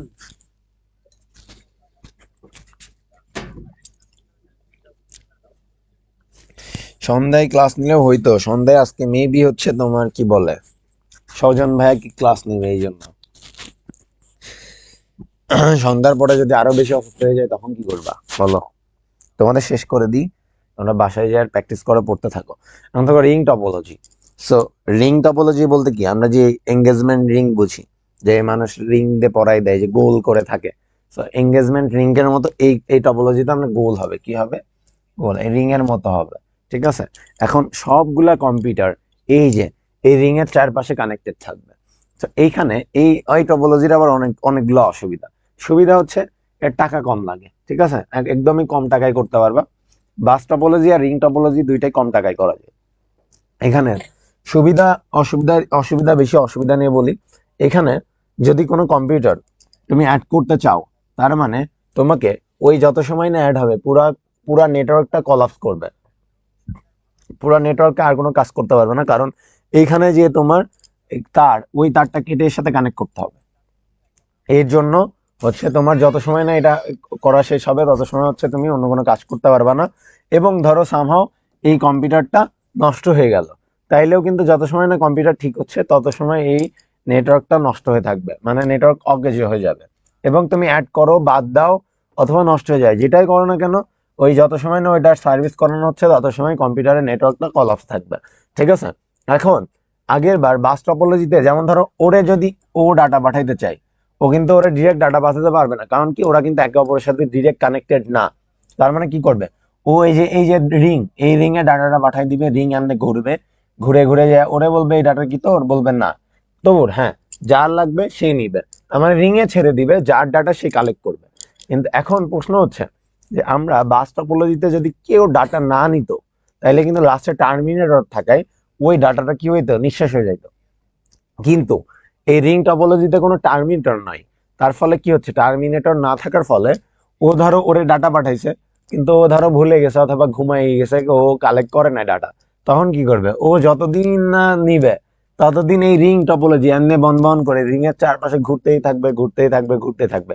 এইটার জন্য আমি একটা সংজ্ঞা দিয়ে থাকি, সেটা হচ্ছে এটারে বলা হয় ছ্যাঁচড়া। অনেকগুলা ছেলে আছে না, একটা মেয়েরে প্রপোজ করে, ওই মেয়ে যতদিন না থাকে রাজি হয়, ততদিন ওর পিছনে ঘুরতেই থাকে, ঘুরতেই থাকে, যতদিন না রাজি হবে। এই রিং টপোলজি হচ্ছে সেম।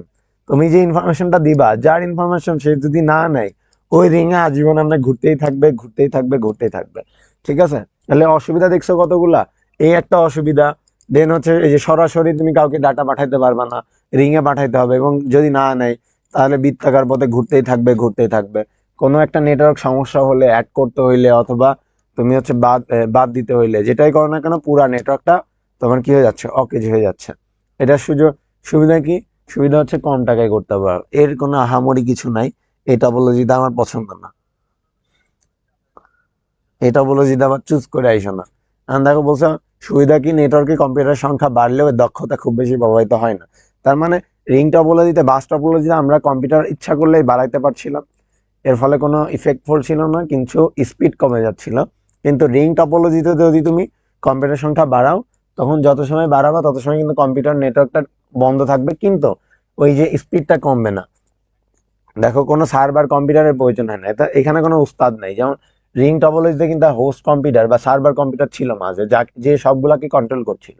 এখানে কিন্তু কোনো কন্ট্রোলার নাই, সবাই এখানে রাজা, আমরা সবাই রাজা, আমাদেরই রাজত্ব। এনে অসুবিধা গুলা যা বলছে এর বাইরে কিছু দেওয়া নাই, এগুলা একটু পড়ে নিও। তারপরে বলছে ট্রি টপোলজি। তো ট্রি টপোলজিটা আসলে কি? ট্রি টপোলজি বলতে আমরা ট্রি বলতে যা বুঝি, যে একটা গাছ থাকবে, গাছের অনেক শাখা প্রশাখা থাকবে, গাছ থেকে একটা ডাল বেরোবে, ডাল থেকে আরো ডাল বেরোবে, একটা শাখা বেরোবে, শাখা থেকে আরো শাখা বেরোবে, এরকম অনেকগুলা হচ্ছে শাখা প্রশাখা থেকে থাকে। তো এই যে ট্রি টপোলজি যে সেম, ওর একটা মেন গাছ আছে বা মেন কম্পিউটার, তার আন্ডারে একটা কম্পিউটার থাকবে, সেখান থেকে আরো কম্পিউটার যাবে, তার আন্ডারে আরো কম্পিউটার যাবে, এবার চাইলে ওরাও আরো কম্পিউটার আনতে পারবে। এখন এর ফলে কি হচ্ছে, তোমার ধর কম্পিউটারে বাড়ানো দরকার, তো তুমি কি করবা, সিম্পলি এর আন্ডারে আরেকটা শাখা বের করে দিবা, শাখা বের করে ও কি করবে, আরো কম্পিউটার অ্যাড করে নিবে। তার মানে কম্পিউটার অ্যাড করা খুবই সহজ, জাস্ট একটা নতুন শাখা বের করে দিবা, ওই শাখা থেকেও আরো কম্পিউটার বের করবে। এখন সুবিধা হচ্ছে, ধরো যে তোমার এই রুটটা নষ্ট হইলো, কম্পিউটারে একটা এই গাছের একটা ডাল নষ্ট হইলো, গাছের একটা ডাল নষ্ট হলে কি গাছ নষ্ট হয় না, শুধু এই ডালটা পচে যায়। সেম ভাবে এখানে যদি একটা এই অংশটা নষ্ট হয়, তাহলে এর আন্ডারে যে কম্পিউটার গুলো আছে, শুধুমাত্র ওই কম্পিউটার গুলো নষ্ট হয়ে যাবে, বা ওই নেটওয়ার্কটা কলাপস করবে, বাদ বাকিগুলো কিন্তু সব সেম থাকবে। ঠিক আছে? এখন এই কম্পিউটারে তাহলে কি দেখলা, যে যদি নষ্ট হয় তাহলে ওই ওই ডালের বা ওই শাখার আন্ডারে যা থাকে ওই কম্পিউটার গুলোই সমস্যা হয়, অন্যগুলা ঠিক থাকে। তুমি চাইলে ইজিলি একটা শাখা বের করে নিয়ে তুমি হচ্ছে রুট বের করে আরো হচ্ছে কম্পিউটার অ্যাড করতে পারবা। এখন এই কম্পিউটারের যদি বলো যে এই কম্পিউটার কিন্তু মোটামুটি টাকা ভালোই লাগে। আর কম্পিউটার গুলা কোথায় ব্যবহার করা হয়, যে হচ্ছে যেগুলো হচ্ছে আমাদের অফিসে দেখো না, বস থাকে, বসের জন্য আলাদা অফিস, তারপরে যারা ম্যানেজারের জন্য আলাদা অফিস, দেন কর্মচারীদের জন্য আলাদা অফিস, মানে স্তর বিন্যাস করে দেওয়া লাগে, তাদের জন্য হচ্ছে তোমার ট্রি টপোলজি উত্তম। যেমন দেখো, প্রথম একাধিক স্তরের প্রথম কম্পিউটার হলে, এই দেখো টপোলজিতে এক বা একাধিক স্তরের কম্পিউটার হোস্ট কম্পিউটারের সাথে যুক্ত থাকে, অর্থাৎ এই যে হোস্টটা থাকে, সে মেইনটার সাথে সবাই কানেক্টেড থাকে, এবং এই হোস্টের আন্ডারে আবার যে দ্বিতীয় স্তরের কম্পিউটারের সাথে আবার তৃতীয় স্তরের কম্পিউটার থাকে তোমার, একটার সাথে যুক্ত থাকে। এখন দ্বিতীয় স্তরের কম্পিউটার গুলো, ধরো যে এইটা আবার কি হয়, এই যে বাদ বাকি গুলার হোস্ট হিসেবে কাজ করে। অর্থাৎ আমার বস আছে, আমি আবার আরেকজনের বস, সেও আবার আরেকজনের বস, ব্যাপারটা হচ্ছে এরকম। ঠিক আছে? তো অফিস ব্যবস্থাপনার ক্ষেত্রে, অফিসে আমরা জানি যে তোমার অনেক কর্মচারী থাকে, ম্যানেজার থাকে, বস থাকে। তো অফিসের কাজে হচ্ছে এই কম্পিউটারগুলো, এই টি টপোলজি অনেক ভালো। ঠিক আছে? এখন আসে মেশ টপোলজি। মেশ টপোলজি আসলে কি, আমরা যে রিং টপোলজিটা দেখতেছিলাম, চারদিকে গোল, চারদিকে গোল হোক, এমনি গোলও হইতে পারে, অথবা যেভাবেই থাকুক, সবগুলো টপোলজি যদি একজন আরেকজনের সাথে কানেক্টেড থাকে, এখানে দেখো সবগুলা কম্পিউটার একজন আরেকজনের সাথে কম্পিউটার এই কানেক্টেড, একটা কম্পিউটার একটা কম্পিউটারের সাথে, দেখো এই কম্পিউটারটা দেখো ওর সাথেও কানেক্টেড আছে, ওর সাথেও কানেক্টেড আছে, ওর সাথেও আছে, ওর সাথেও আছে, অর্থাৎ ও দেখো সবাই সবার সাথে কানেক্টেড। এখানে সবাই সবার সাথে কানেক্টেড। এর ফলে কি হয়, এর ফলে যেটা হচ্ছে যে এটা খুবই দ্রুত গতি সম্পন্ন, যে এটার খুবই স্পিড। অর্থাৎ মেশ টপোলজি যদি তোমার বলে দেয় যে আমার স্পিড অনেক বেশি লাগবে, তাহলে তোমাকে অবশ্যই মেশ টপোলজি বেছে নিতে হবে। ঠিক আছে? তো এখন দেখো, তোমার এখানে বলছে যে কম্পিউটারে স্পিড অনেক ভালো, এখানে সবাই সবার সাথে যেহেতু কানেক্টেড থাকে, তার ফলে ধরো ও যদি চাই, এই যে ওরে ডিরেক্ট ডাটা পাঠাইতে পারবে, মানে কারোর মাধ্যমে না, একদম সরাসরি তারাই ডাটা পাঠাইতে পারবে। এখন এই কম্পিউটারে যদি কোনো কম্পিউটার নষ্ট হয়ে যায় এই নেটওয়ার্কে, তাহলে অন্য কোনোগুলা সমস্যা হবে না, কারণ এই যে সবাই সবার সাথে আলাদা করে কানেক্টেড। তো তুমি কারোর উপর নির্ভরশীল নাই। এই জন্য একজন যদি মরেও যায় তাইলেও কিন্তু ওর সমস্যা নাই। ঠিক আছে? তো এখন এই টপোলজি খুব দ্রুত গতির স্পিড হয়, কিন্তু এখানে অনেক বেশি ব্যয়বহুল। এখানে প্রচুর পরিমাণ তার ব্যবহার করা হয়, অনেক তার ব্যবহার করার ফলে এটা হচ্ছে তোমার অনেক বেশি ব্যয়বহুল হয়ে থাকে। এখানে যদি মেশ টপোলজি দেখো, লাস্ট ওয়ান হচ্ছে হাইব্রিড টপোলজি। হাইব্রিড টপোলজি হচ্ছে তোমার এইখানে যতগুলা 5টা টপোলজি ইতিমধ্যে আলোচনা করেছি, এই টপোলজি যে কোনো একের অধিক টপোলজি অর্থাৎ 2টা বা তার বেশি টপোলজি মিলে যদি গঠন করা হয় তখন হাইব্রিড টপোলজি লাগে। যেমন ধরো বলছেন ভিন্ন ধরনের একাধিক টপোলজির সমন্বয়ে নতুন এক ধরনের টপোলজি গঠন করা হয়, এই নতুন টপোলজিকে হাইব্রিড টপোলজি বলে। উদাহরণস্বরূপ রূপালী ব্যাংকের একটি শাখায় যদি রিং টপোলজি, রূপালী ব্যাংকের অন্য শাখায় বাস টপোলজি এবং 2টি টপোলজিকে সংযুক্ত করলে হাইব্রিড টপোলজি হবে। তো দেখো তার মানে কি বুঝাচ্ছে, ধরো আমার একটা অফিস আছে, তার অনেকগুলো শাখা আছে। এখন আমার গুলশান, আমরা জানি গুলশান একটা অভিজাত এলাকা, বড় লোকদের এলাকা। তো ওখানে কিন্তু আমার স্পিড বেশি লাগবে এবং ওখানকার মানুষ কিন্তু আমার লাইনে দাঁড়াইতে পছন্দ করবে না। ধরো আমরা একটা গরিব এলাকায়, যেমন ধরো কোনো একটা বস্তি এলাকায় দিলাম, সেখানে কিন্তু মানুষ একটু ওয়েট করবে বা স্পিড কম থাকলেও সমস্যা নাই। অর্থাৎ আমার যেখানে যে রকম প্রয়োজন সেরকম আমি স্পিড বা টপোলজি নির্ধারণ করে দিলাম, তার উপর বেস করে এখন সবগুলার আমরা যখন একসাথে কানেক্টেড করব তখন সেটাকে বলা হয় হাইব্রিড টপোলজি। তো এখানে মনে রাখবা যে কোনো, সেটা ট্রি হইতে পারে, বাস হইতে পারে, রিং হইতে পারে, মেশ হইতে পারে, যে কোনো 2-এর অধিক টপোলজি একসাথে কানেক্টেড হইলে এটা হচ্ছে হাইব্রিড টপোলজি। আশা করছি এই পর্যন্ত বুঝতে পেরেছো। কমেন্ট বক্সে একটু জানাও যে তোমাদের কি অবস্থা। যেমন ধরো এইখানে এইটা একটা স্টার টপোলজি, ওইটাও স্টার টপোলজি, এটাও স্টার টপোলজি, কিন্তু মাঝখানে আবার কি হয়েছে দেখো, এই যে রিং দ্বারা কানেক্টেড হয়েছে। তার মানে এই যে কাহিনীগুলা করছে, 2টা টপোলজি মিলে একটা টপোলজি হয়েছে, তাহলে এইটাই হচ্ছে হাইব্রিড টপোলজি। এখানে যে শুধুমাত্র ওই রিং বা স্টার থাকবে ব্যাপারটা এমন না, অন্য যে কোনো টপোলজি এর সাথে বাসও থাকতে পারে, এর সাথে এমনি দিয়ে বাসও এমনি কানেক্ট করে দিতে পারে। ঠিক আছে? বাস এইভাবে কানেক্ট করে দিতে পারে। ঠিক আছে? তো যে কোনো 2-এর অধিক টপোলজি মিললে সেটা হচ্ছে তোমার হাইব্রিড টপোলজি হবে। আশা করছি বুঝতে পারছো। একটু কমেন্ট বক্সে জানাও তোমাদের কি অবস্থা। লাস্ট টপিকে চলে আসছে আমরা আজকে।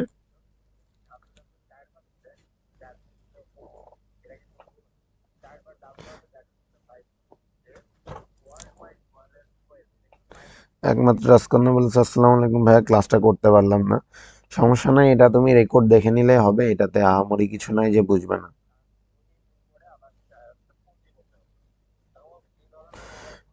ঋতু কমেন্ট করছে ভাইয়া 5 চ্যাপ্টারের বোর্ড কোশ্চেন আর এমসিকিউ সলভ হবে কিনা। হ্যাঁ অবশ্যই হবে। 2 অধ্যায় 5 অধ্যায় সবগুলারই বোর্ড প্রশ্ন এবং এমসিকিউ আমরা সলভ করব আইসিটি ওয়াটার পেজ থেকে। তোমাদের আগে সিলেবাসটা শেষ করে নিলাম, যেহেতু সামনে এক্সাম, এই জন্য তোমাদের মেইন সিলেবাস শেষ করে দিলাম। এখন আমরা রিল্যাক্সে তোমাদের মাঝে মাঝে লাইভে এসে সবগুলো আগে 5 অধ্যায় দেন 2 অধ্যায় এইভাবে আবার প্রত্যেকে আবার রিপিট নিব। এবং তোমাদের যে শর্ট সিলেবাস দিব ওইখান থেকে 100% কমন পাবা। 100% মানে 100%। ওই কমন যেগুলা দিব, যেগুলা থেকে পড়তে পারে, এই সম্ভাব্য সব ধরনের প্রশ্ন আমরা সলভ করবো অধ্যায় ভিত্তিক।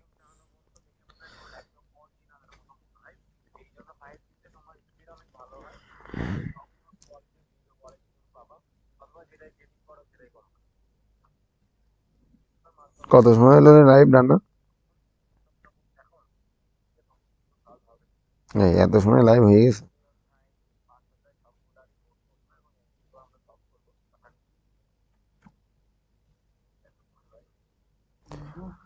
ওকে, সো ক্লাউড কম্পিউটিং কি? ক্লাউড কম্পিউটিং এর যদি আলোচনায় আসি, ধরো একটা জিনিস সহজ ভাষায় যদি আমি তোমাদের বলি, সেটা হচ্ছে যে বেশি কথা বলতে পারছি না, খুবই করুণ অবস্থা আমার। একদম সহজ ভাষায় বলি, ধরো একটা জিনিস তোমার না, তুমি সেটা মানুষের কাছ থেকে ধার করে যদি ব্যবহার করো, সেটা হচ্ছে ক্লাউড কম্পিউটিং। যেমন ধরো তোমার একটা প্রতিষ্ঠান আছে, ঠিক আছে? ওই প্রতিষ্ঠানে তোমার কাছে হচ্ছে টাকা নাই অথবা আছে, যেটাই হোক, কিন্তু তুমি ধরো তোমার কাছে টাকা নাই, এখন তোমার কম্পিউটার প্রয়োজন, তোমার কাছে টাকা নাই, তুমি তো কিনতে পারবে না। অথবা তোমার কাছে টাকা আছে কিন্তু তোমার প্রয়োজন হয় না মাসে একদিন, এর জন্য তুমি নতুন করে কম্পিউটার কিনে ওই হ্যাসেলটা নিতে চাচ্ছ না। কেন? কারণ তুমি যদি ধরো 100 কম্পিউটার কিনো, সেই কম্পিউটার গুলোর জন্য একটা বাজেট দিতে হবে। এখন ওই কম্পিউটার গুলো যদি তুমি এনে রাখো, তাহলে কম্পিউটার দেখাশোনার জন্য একটা লোক রাখতে হবে এবং প্রত্যেকটা কম্পিউটার চালানোর জন্য দক্ষ অপারেটর রাখতে হবে, সিসি ক্যামেরা, এবং কম্পিউটার যাতে নষ্ট না হয় অ্যান্টিভাইরাসের ব্যবস্থা করা, এবং হার্ড ডিস্ক যাতে নষ্ট না হয় নিয়মিত সব স্ক্যান করা। একটা হ্যাসেলের মধ্যে দিয়ে তুমি যাইতে পারো হবে। তুমি কি ভাবলা যদি আমি এত হ্যাসেল না নিয়ে আমি কি করলাম, আমার মাসে একদিন লাগে, আমি কারোর কাছ থেকে কম্পিউটার ধার নিলাম একদিনের জন্য, তার বিনিময়ে ওরা কিছু টাকা দিলাম, আমার কাজটা হয়ে গেল এবং সে আমার জন্য ওই কাজটা করে দিবে, যেহেতু আমি তার পেমেন্ট করতেছি। তাহলে আমার এটা যদি হয় যে আমি ধার নিয়ে কাজ করতে পারছি, তাহলে কিন্তু আমাকে এক্সট্রা যে হ্যাসেল নতুন করে কেনা, সেটা মেনটেন করা, এই হ্যাসেল গুলো আমার আর নিতে হচ্ছে না। ঠিক আছে, ক্লাউড কম্পিউটিং হচ্ছে এক্স্যাক্টলি সেম। আশা করছি তোমরা এই টপিকটা আগেও পড়েছো, এটা কিন্তু ইম্পর্টেন্ট অনেক টপিক। দেখো বলছে বিভিন্ন ধরনের কম্পিউটার রিসোর্স যেমন নেটওয়ার্ক, সার্ভার, স্টোরেজ, সফটওয়্যার প্রভৃতি সার্ভিস সহজে ক্রেতার ক্রেতার ক্রেতার সুবিধা অনুসারে চাহিদা মাত্র এবং ব্যবহার অনুযায়ী ভাড়া দেওয়ার সিস্টেমকে ক্লাউড কম্পিউটিং বলে। দেখো, নেটওয়ার্ক হতে পারে সার্ভার, স্টোরেজ, সফটওয়্যার, যে কোনো কিছু সহজে ক্রেতার সুবিধা অনুযায়ী চাহিদা মাত্র এবং ব্যবহার অনুযায়ী ভাড়া দেওয়ার সিস্টেমকেই ক্লাউড কম্পিউটিং বলে। অর্থাৎ তুমি একজনকে ভাড়া দিবা, এটা এটা যে চাই ব্যবহার অনুযায়ী, তার মানে এটা বুঝায় পে অ্যাজ ইউ গো। এটার ইংরেজি হচ্ছে pay as you go. Pay as you go, এটা কিন্তু খুবই important. Pay as you go, এখান থেকে প্রশ্ন আসছে যে পে অ্যাজ ইউ গো আসলে কি। তো এটা মনে রাখবা, পে অ্যাজ ইউ গো হচ্ছে তুমি যতটুকু ব্যবহার করবা ততটুকু শুধুমাত্র হচ্ছে তুমি টাকা প্রদান করবা। আমি যদি ধরো যে 1 লিটার পানি খাই, তাহলে আমাকে 1 লিটার পানির টাকাই দিতে হবে, নো ম্যাটার যে আমি পুরো দোকানটা নিয়েছি, কিন্তু আমি তো পুরো দোকানের খাবার খাই নাই। তো আমি যতটুকু ইউজ করব ঠিক ততটুকুর টাকাই তোমাকে দিতে হবে। এর ফলে কি হয় দেখো, যে ক্লাউড কম্পিউটিং ইন্টারনেট ভিত্তিক একটি পরিষেবা, যা ব্যবসায়িক মডেল যেখানে বিভিন্ন ধরনের রিসোর্স শেয়ার, কম্পিউটিং সেবা, সার্ভার, স্টোরেজ, সফটওয়্যার ইত্যাদি সেবা সহজে ক্রেতার সুবিধা মতো চাহিদা মাত্র চাহিদা অনুযায়ী।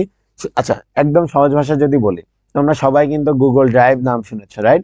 দেখবা গুগল ড্রাইভে তুমি 15 জিবি পর্যন্ত ফ্রি পাও। তো ওইখানে যদি তুমি ডাটা রাখো, ওইখানে ডাটা রাখলে তুমি যে ওইখানে অনেকেই ভিডিও রাখো, তারপর হচ্ছে পিকচার রাখো, ইনফরমেশন, বিভিন্ন ইম্পর্টেন্ট ফাইল রাখো। তো তোমার কি কখনো মনে হয়েছে যে গুগল ড্রাইভে যদি তুমি ইনফরমেশন গুলো রাখছো, ওই ইনফরমেশন কখনো ডিলিট হয়ে যাইতে পারে, হ্যাক হইতে পারে বা নষ্ট হয়ে যেতে পারে? না, কি হচ্ছে, তুমি ওদের কাছে ওই ইনফরমেশন গুলো রাখতেছো, ওরা কিন্তু নিয়মিত স্ক্যান করে, কোনো ভাইরাস আসে না, ডিলেট হওয়ার কোনো চান্সেসই নাই। কিন্তু তুমি যদি তোমার একটা মেমোরি কিনে সেটা রাখতা, তখন কিন্তু একটা ঝামেলা ছিল যে মেমোরিটা নষ্ট হয়ে যেতে পারে। যেমন ধরো আমার ছোটবেলা থেকে যত পিকচার ছিল, আমি যখন ভার্সিটিতে প্রথম ইয়ারে উঠি তখন আমার ওই মেমোরিটা নষ্ট হয়, মেমোরিটা ড্যামেজ হয়ে যায়, যার ফলে আমার যত মেমোরিজ ছিল সবগুলা কিন্তু একদম নষ্ট হয়ে গেছে। আমার কিন্তু আর ছোটবেলার কোনো ছবি নেই আমার কাছে। তো জিনিসটা হচ্ছে যে এই যে আমাদের কিছু গুরুত্বপূর্ণ ইনফরমেশন, পিকচার যেগুলো থাকে, এগুলো আমরা নর্মালি আমরা যে ওয়েতে রেখে দিই ফোনে অথবা তোমার মেমোরিতে, এগুলো কিন্তু নষ্ট হয়ে যেতে পারে। কিন্তু আমরা যে গুগল ড্রাইভে অথবা যে কোনো ক্লাউড কম্পিউটিং কারোর কাছে যদি রেখে দিই, তারা কিন্তু ওটা নষ্ট হওয়ার কোনো চান্স নাই। তার ফলে আমি ধরো এই যে গুগল ড্রাইভে আমার ইম্পর্টেন্ট ফটো বা ফাইল রাখলাম, আমি চাইলে কিন্তু ওখান থেকে ডাউনলোড করতে পারছি, দেখতে পারছি, আবার চাইলেও নতুন কিছু আপলোড করতে পারছি, চাইলে ডিলেটও করতে পারছি। এর ফলে আমার কিন্তু নতুন করে আমার এক্সট্রা করে মেমোরি কেনার ঝামেলা করতে হচ্ছে না, আমাকে সেটা হচ্ছে নিয়মিত মেনটেন করার ঝামেলা হচ্ছে না, আমার কোনো ভাইরাস হচ্ছে কিনা এগুলা দেখারও কোনো প্রয়োজন নেই, সবগুলা কিন্তু গুগল থেকে আমাদের জন্য দেখে দিচ্ছে। এর বিনিময়ে ওরা একটা নির্দিষ্ট পরিমাণ পেমেন্ট দেয়, 15 জিবি ফ্রি দেয়, তারপর থেকে নিতে গেলে কিন্তু তোমাকে একটা নির্দিষ্ট মাসিক একটা টাকা দিতে হয়। ঠিক আছে, এর ফলে আমাদের দেখো এতগুলা সুযোগ সুবিধা পাচ্ছে। এখন তোমার প্রশ্ন হতে পারে খালি সুযোগ সুবিধা, অসুবিধা নেই? অবশ্যই অসুবিধা আছে। যেমন ধরো আমরা সবাই অ্যাডাল্ট, আমরা অনেক সময় আমাদের প্রাইভেট মনে করো যে পিকচার থাকতে পারে অথবা অনেক ইনফরমেশন থাকতে পারে প্রাইভেট, যেটা মানুষ জানলে সমস্যা, মানে বাইরের কেউ জেনে গেলে। সেই সেম ইনফরমেশন গুলা কিন্তু আমরা গুগল ড্রাইভে আপলোড করে রাখছি। এখন কথা হচ্ছে যে গুগল ড্রাইভ কিন্তু সেটা তোমার কাউকে দিচ্ছে কি দিচ্ছে না এটা কিন্তু আমি জানি না, আমার আমার আশেপাশের কেউ পাচ্ছে না, দ্যাট ডাজেন্ট মিন যে অন্য কেউ পাচ্ছে না। এবং ওই জিনিসগুলা কিন্তু তারা দেখতে পাচ্ছে। ঠিক আছে, তুমি যাদের কাছে আপলোড করছো, ওরা তোমার যে এই প্রাইভেট ইনফরমেশন গুলো কিন্তু দেখতে পাচ্ছে, ওরা ওইটা ইনফরমেশন চুরি করুক, কাউকে দিক আর না দিক, ওরা দেখতে পাচ্ছে, যেটাও কিন্তু তোমার প্রাইভেসির হ্যারাসমেন্ট, মানে এটা কিন্তু প্রাইভেসি লঙ্ঘন করা হচ্ছে। ঠিক আছে, তো এর ফলে দেখো, এরা যে চুরি করে না ব্যাপারটা এমন নয়, যে ফেসবুক কিন্তু মাঝে মাঝেই দেখো যে নিউজ হয় যে মানুষের ইনফরমেশন গুলো চুরি করে বেচে দিচ্ছে অনেক কোটি কোটি টাকা দিয়ে। ঠিক আছে, এখন তোমার প্রশ্ন হইতে পারে যে আমার ইনফরমেশন বেচে দিলেই কি, আমার তো কিছু নাই? এটার পিছনে অনেক বড় একটা কাহিনী আছে, একদিন বলবো তোমাদের, এগুলো কিন্তু অনেক ইম্পর্টেন্ট। ঠিক আছে, তো ক্লাউড কম্পিউটিং মনে রাখবা যে তোমার, আমি অনেক বড় করে গল্পটা বুঝাই মানে ক্লাউড কম্পিউটিং, কিন্তু আজকে ওই এনার্জিটা পাচ্ছি না, তারপরেও বলে দিলাম যে তোমার কাছে কোনো একটা প্রোডাক্ট নাই, তুমি অন্যজনের কাছ থেকে ওইটা একদম পার্মানেন্ট না কিনে অন্যজনের থেকে একটা নির্দিষ্ট সময়ের জন্য ভাড়া নিয়ে কাজটা করে নিবা, ওটা হচ্ছে ক্লাউড কম্পিউটিং।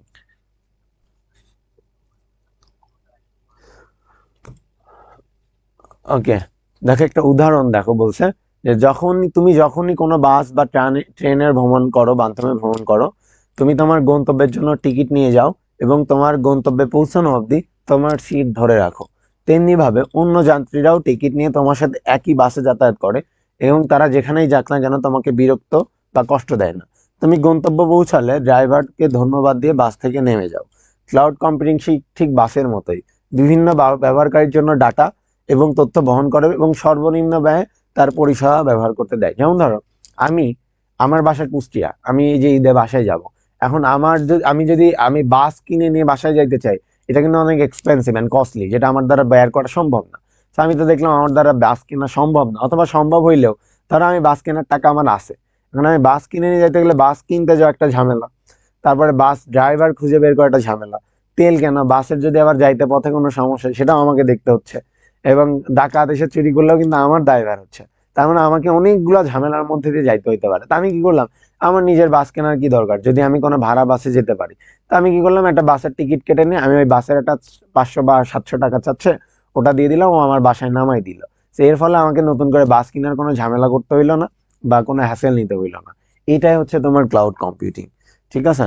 তো এখানে এ, মনে রাখবা যে কিছু বৈশিষ্ট্য আছে অন ডিমান্ড, যখন চাবা তখনই, তুমি যখনই বাসায় যেতে চাবা তোমাকে কিন্তু তখন, তুমি যদি বলো যে আমি নাইটে যাইতে চাই, বাস কিন্তু তোমার নাইটের শিফটেই সেই বাস নিয়ে যাবে, তোমাকে নাইটের বাসে করে নিয়ে যাবে। ঠিক আছে, পে অ্যাজ ইউ গো।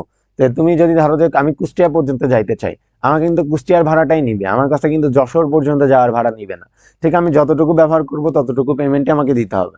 এখানে তোমার পাবলিক প্রাইভেট করা আছে, যে পাবলিক প্রাইভেট মানে কি, প্রাইভেট মানে হচ্ছে তুমি সেটা ব্যবহার করতে পারবে না। ধরো যে একটা কোম্পানি করছে ওটা নিজেদের জন্য, ওই কোম্পানি শুধু নিজেদের কাজে ওই ক্লাউডটা ব্যবহার করবে, সেটা হচ্ছে প্রাইভেট ক্লাউড।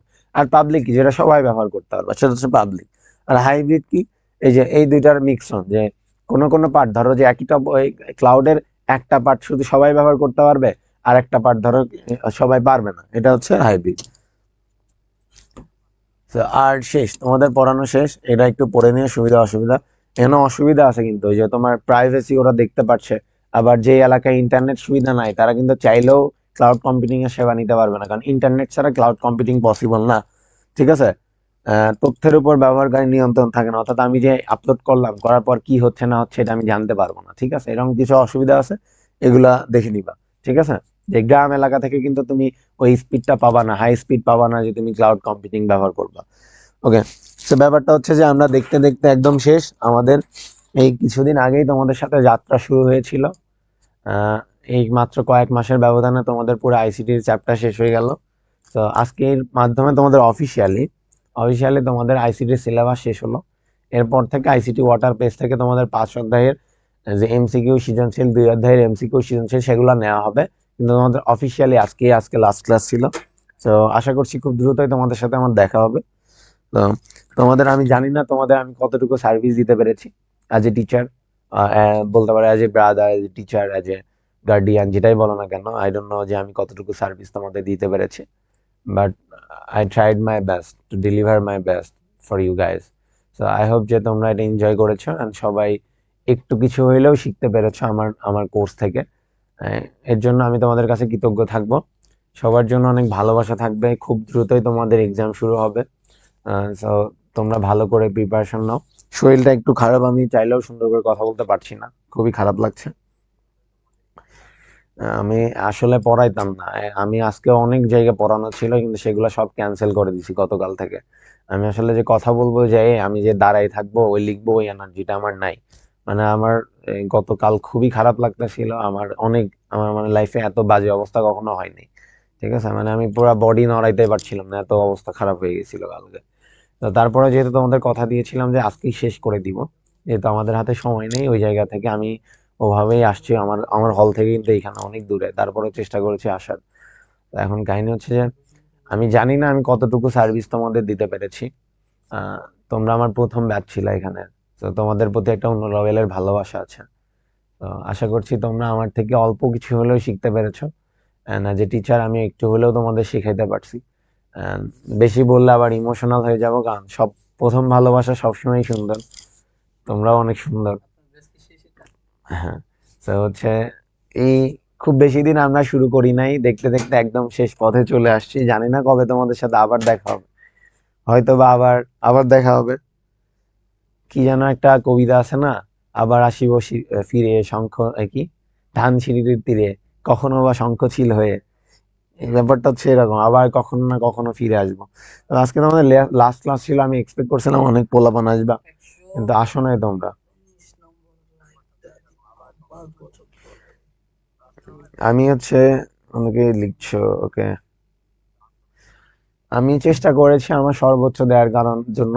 আমি জানি না কতটুকু দিতে পারছি। যদি আমি আমি এতটুকু বিশ্বাস করি যে no one is perfect, neither আমি নিজেও পারফেক্ট না, but I tried my best. আশা করছি আমি সেই লেভেলের সার্ভিসটা তোমাদের দিতে পারছি। যদি না পেরে থাকি সেটাও তোমরা ক্ষমা সুন্দর দৃষ্টিতে দেখবা, এন্ড আমার জন্য দোয়া করবা যাতে ইন ফিউচার ব্যাচগুলোতে আমি আরো ভালো করে ক্লাস নিতে পারি। ঠিক আছে? And তোমাদের জন্য অনেক অনেক শুভকামনা। সবাই ভালো থাকবা, আমার জন্য দোয়া রাখবা। এখানে আমি তোমাদের অনেক বেশি মিস করব, অনেক বেশি মিস করব আমি তোমাদের। ঠিক আছে? সবাই আমার জন্য দোয়া করবা, তোমাদের জন্য অবশ্যই দোয়া রইলো। অনেক ভালো করে পরীক্ষা দাও, আইসিটিতে সবাই 90+ পাও। ঠিক আছে?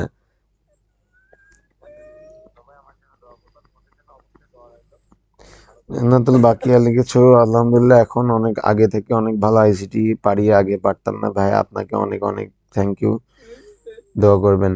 ওয়ালাইকুম সালাম জান্নাতুল বাকিয়া। আমি তোমাদের অনেক বেশি মিস করব, তোমাদের সাথে আশা করছি খুব দ্রুত আবার দেখা হবে। ঈদের আগেই চেষ্টা করবো তোমাদের সাথে আবার দেখা করতে। তত সময় আমার জন্য দোয়া রাখবা। সবাই ভালো থাকবা, আল্লাহ হাফেজ। আর তোমাদের জার্নিটা কেমন ছিল, আমি খুশি হব যদি তোমরা এই যে আইসিটি ওয়াটার পেজে গ্রুপে যায় তোমরা একটা রিভিউ দাও যে তোমাদের পুরো আইসিটি জার্নিটা কেমন ছিল, প্রত্যেকটা অধ্যায়ের জার্নি, সেটা কিভাবে শেষ করতে পেরেছো। এটা যদি একটু একটু হলেও একটু 5টা মিনিট, অনেক সময় তোমরা নষ্ট করে থাকো, তোমাদের লাইফ থেকে 5টা মিনিট নষ্ট করে যদি একটা রিভিউ দাও, এর জন্য আমি অনেক খুশি হব।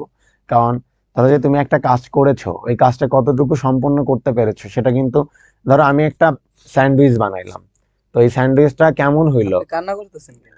কান্না কেন করবো, এমনি কষ্ট লাগে না ওদের ছেড়ে চলে যাচ্ছে। যাই হোক, ধরো আমি একটা স্যান্ডউইচ বানাইছি, এখন আমি ধরো রানাকে বা তোমাদের খাইতে দিলাম, এখন কেমন হয়েছে ওই রিভিউটা যদি তোমরা না দাও, তাহলে কিন্তু আমার বুঝবো না যে আমার কোন ইমপ্রুভমেন্টটা করা উচিত, বা আমার আমার আসলেই ভালো বানাইছি কিনা, সেটা কিন্তু আমি বুঝতে পারবো না।